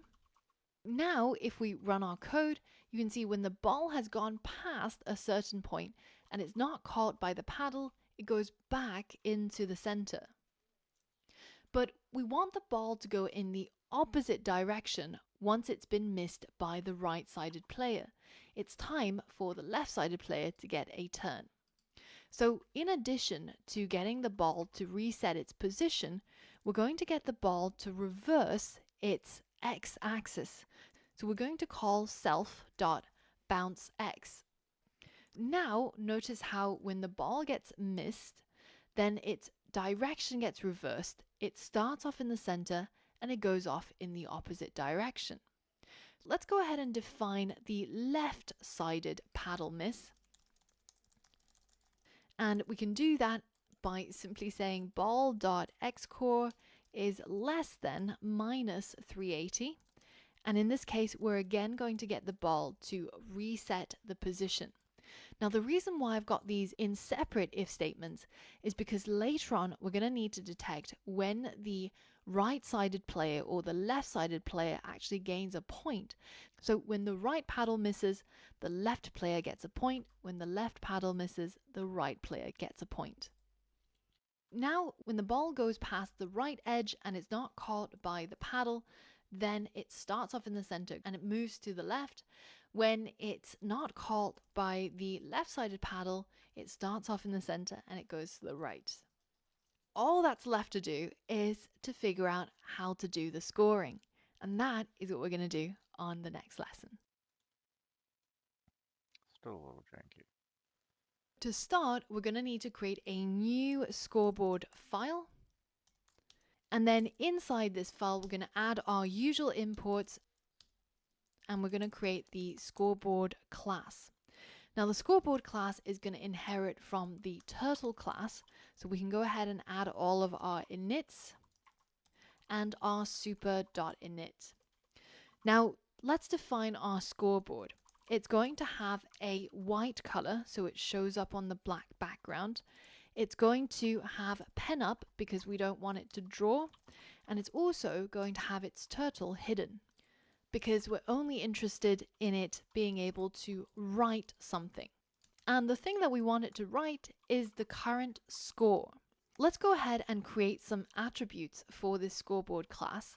One is going to be the L score, which starts off at 0, and the other is going to be the R score, which starts off at 0. So our scoreboard is going to keep track of how the left player and the right player are doing. And then it's going to write this onto the screen. So we're going to write the self.l score first, and we're going to change the alignment to center and also change the font to something quite large, like a courier font with 80 points and have a normal weight. Where do we want this to be written though? Because by default, this is going to be written at the center of the screen, 0, 0.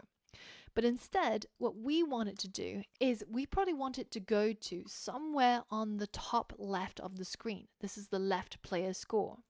So you can have a play around with the coordinates, but I found that -100 in the x-axis, so a little bit to the left of the center, and then 200 on the y-axis, so near the top of the screen, seems to do well for this left-sided score. Now let's make this show up by going back to our main.py and importing our scoreboard class left-sided.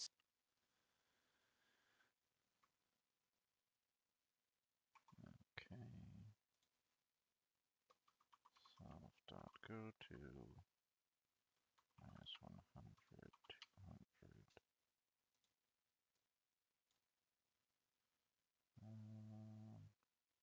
Yeah, we'll do a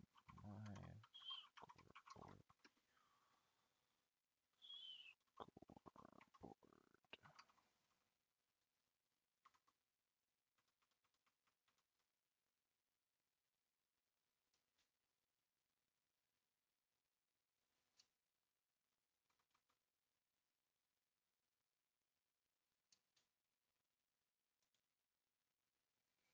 Um,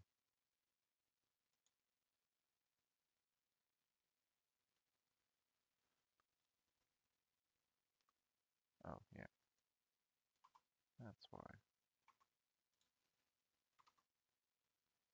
Oh,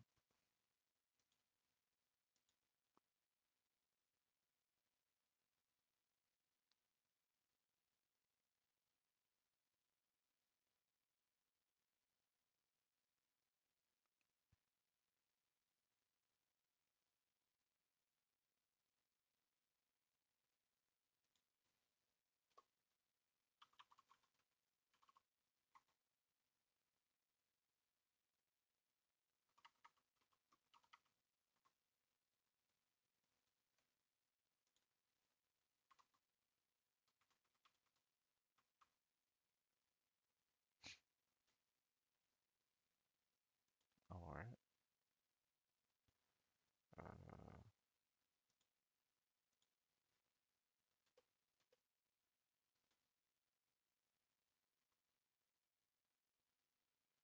We'll do a define layer 1 score.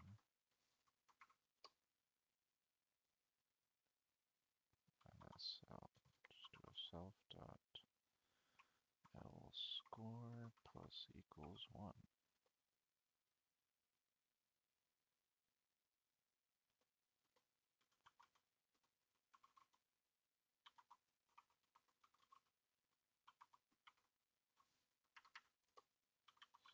Self dot R score plus equals 1.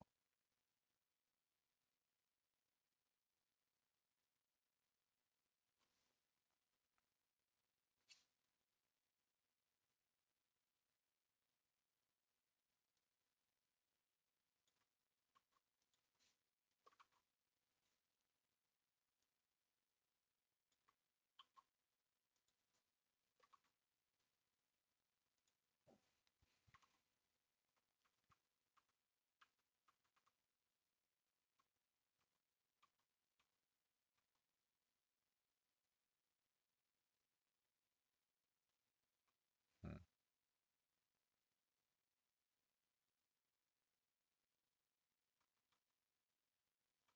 Well, that didn't work as planned.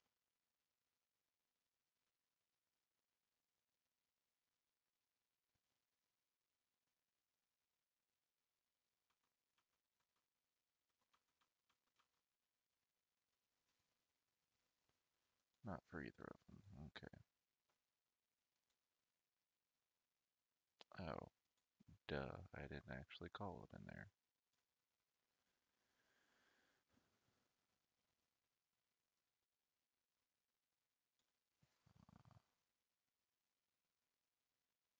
My scoreboard dot player 2. Because if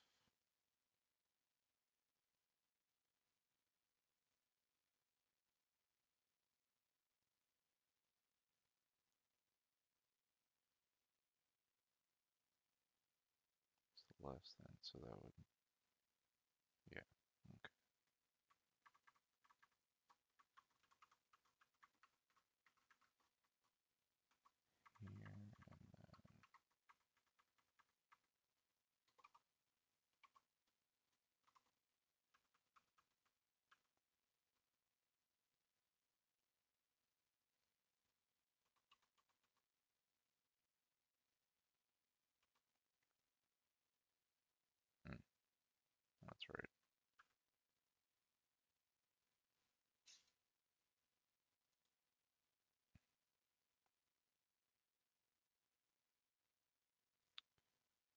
just do like a clear.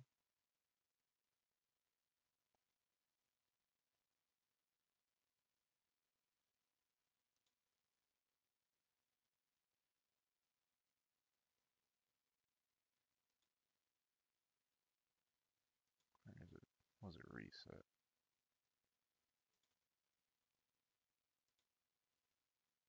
Yeah, okay.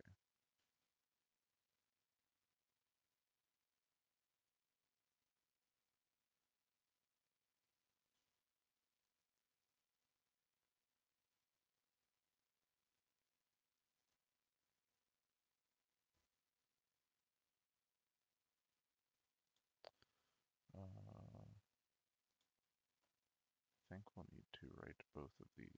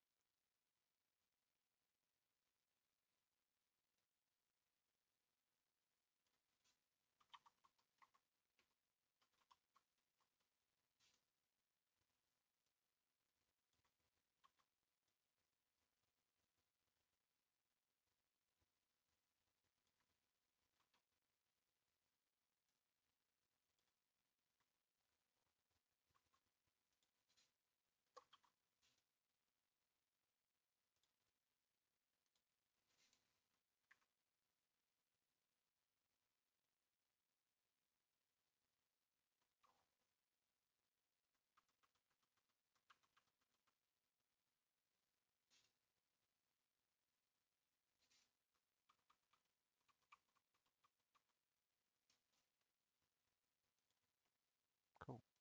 Looks good. Score. Now let's make this show up by going back to our main.py and importing our scoreboard class and creating a new scoreboard object. So when we hit run, you can see that big 0 show up right here. Now the next thing we need to do is to show the right-sided player's score.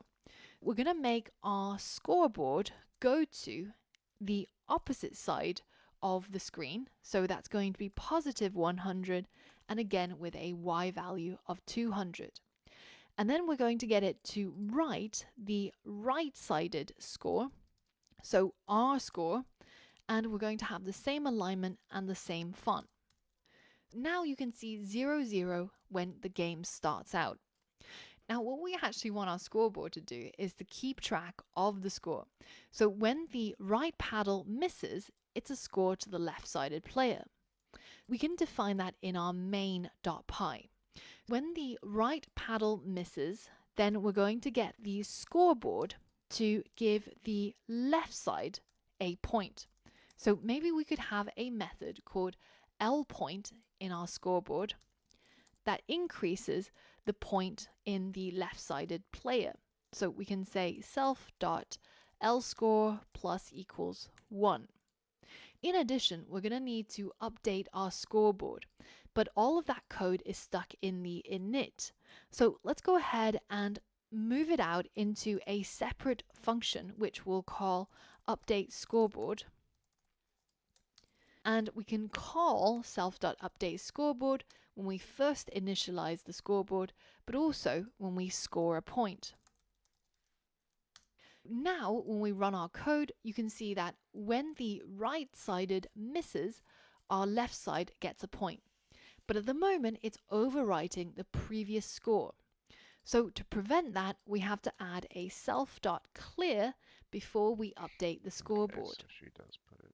And you can see now it erases everything that used to be there and it updates the score. So we've addressed when our right paddle misses, but what about when our left paddle misses?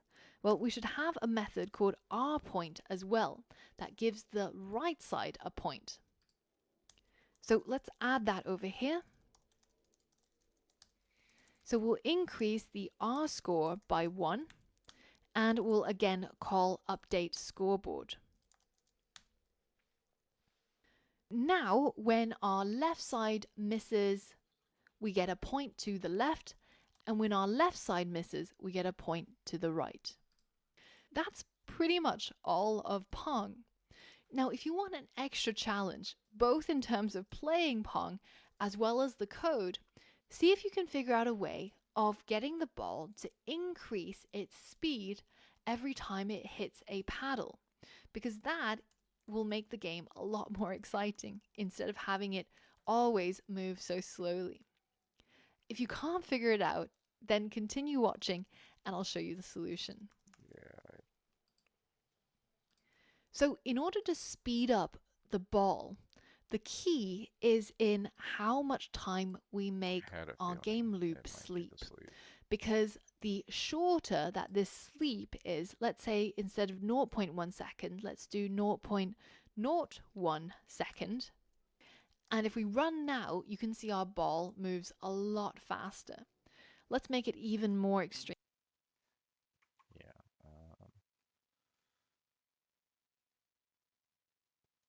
So we could do a sleep equals 0.1.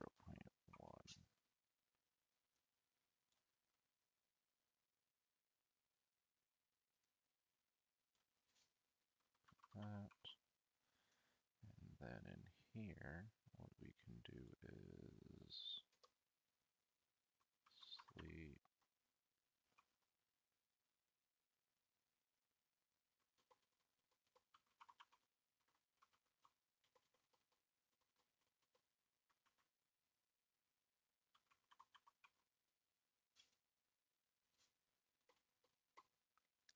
Alright, we're just going to do this the hard way. Sleep amount equal to minus equals.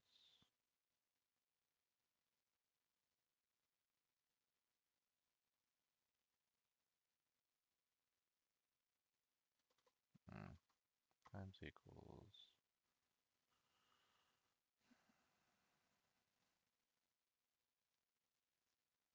What would be an appropriate amount?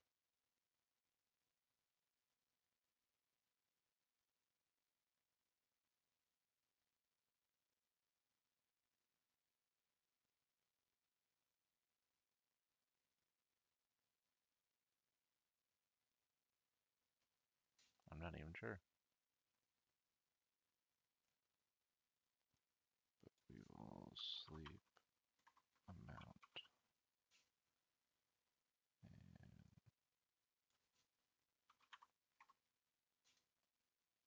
And add another 0. So how can we reduce this number by a little bit each time, but never make it go into the negative? Because if this becomes a negative number, then we actually get an error over here telling us that the sleep length must be non-negative. In order to do this, we have to figure out a way of making this number a little bit smaller each time. So let's make this number an attribute in our ball class. Now, I don't want to call it speed because that might be a bit confusing because the turtle class already has a method called speed, as you can see here. So instead, I'm going to call it move speed, and I'm going to set it to 0.1. So now inside our main.py, instead of having a hard-coded number, I'm going to get hold of my ball.moveSpeed. Now, every single time our ball bounces in the x-axis, it means that it has been touched by a paddle. So inside this method, in addition to getting it to reverse its direction, we can get the move speed to reduce by multiplying it by a decimal number. So I've stuck with 0.9 because that seems to work for me. So for example, if we start out with a value of 5, and we multiply that by 0.9, it becomes 4.5. And if we multiply that by 0.9, it becomes 4.05. So basically, each time the ball bounces on a paddle, it's going to increase in speed.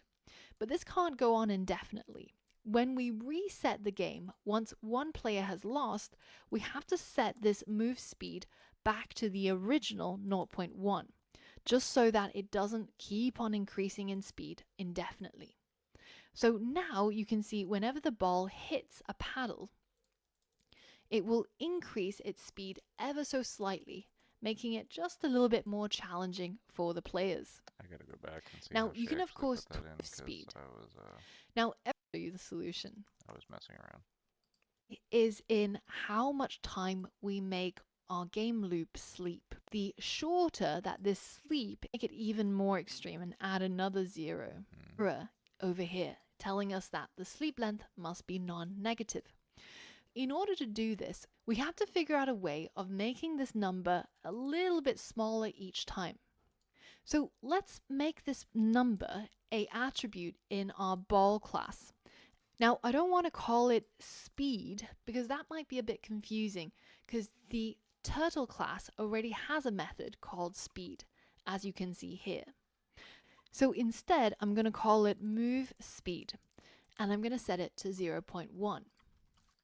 So now inside our main.py, instead of having a hard-coded number, I'm going to get hold of my ball.moveSpeed. Now, every single time our ball bounces in the x-axis, it means that it has been touched by a paddle. So inside this method, in addition to getting it to reverse its direction, Okay, that makes sense.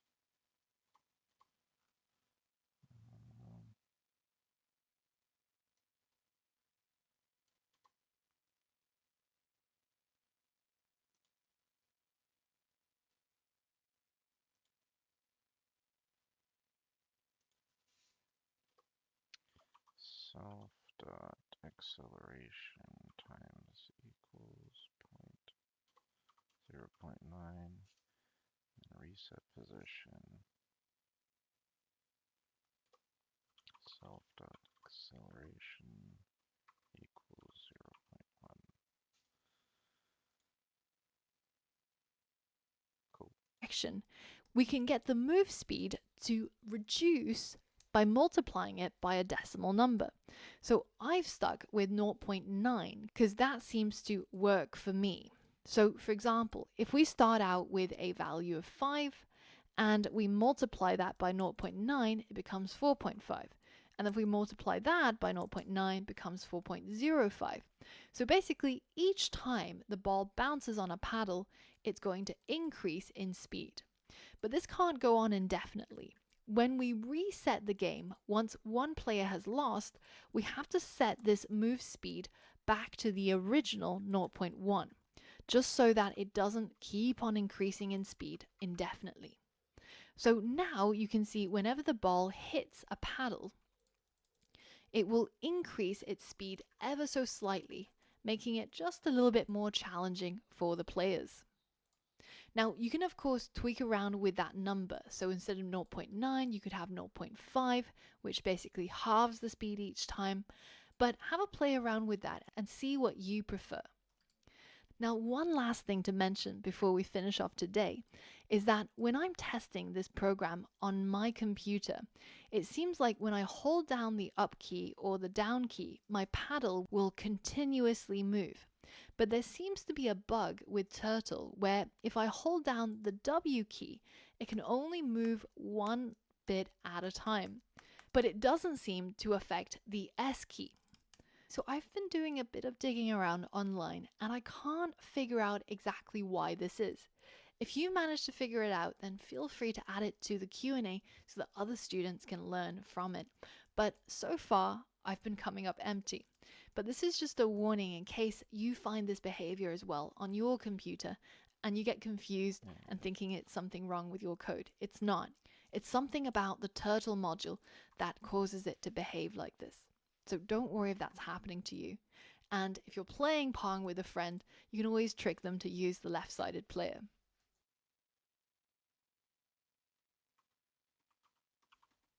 Well done for completing day. Hang on, I just want to get to my scoreboard.r score. You're right. It's comparison or my scoreboard dot right score is equal to 10. Game running is equal to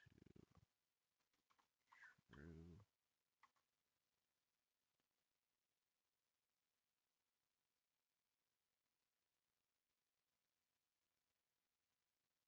Yeah, that's fine.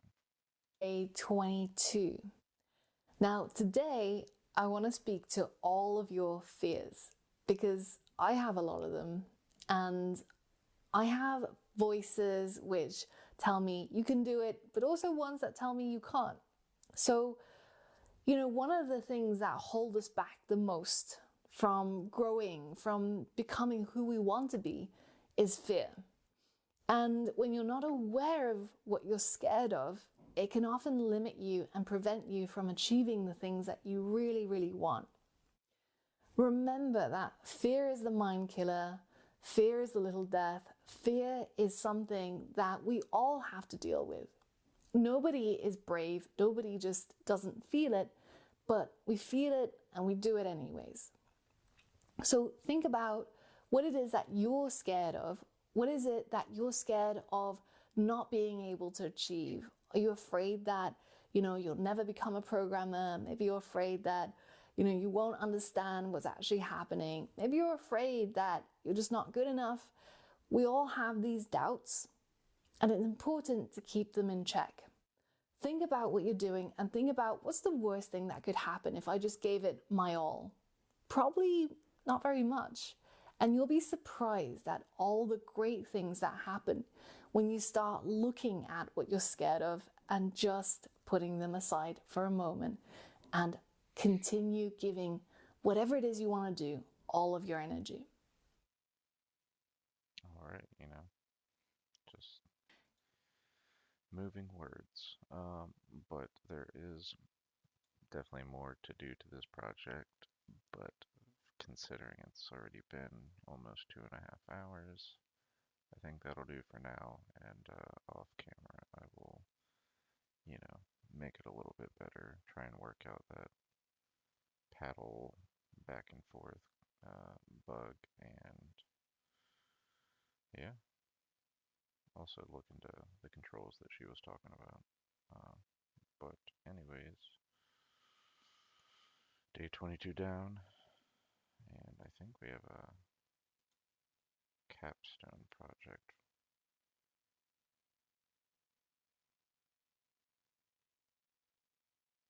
Yeah, Turtle Crossing capstone project. So Should be fun. I'll see you then.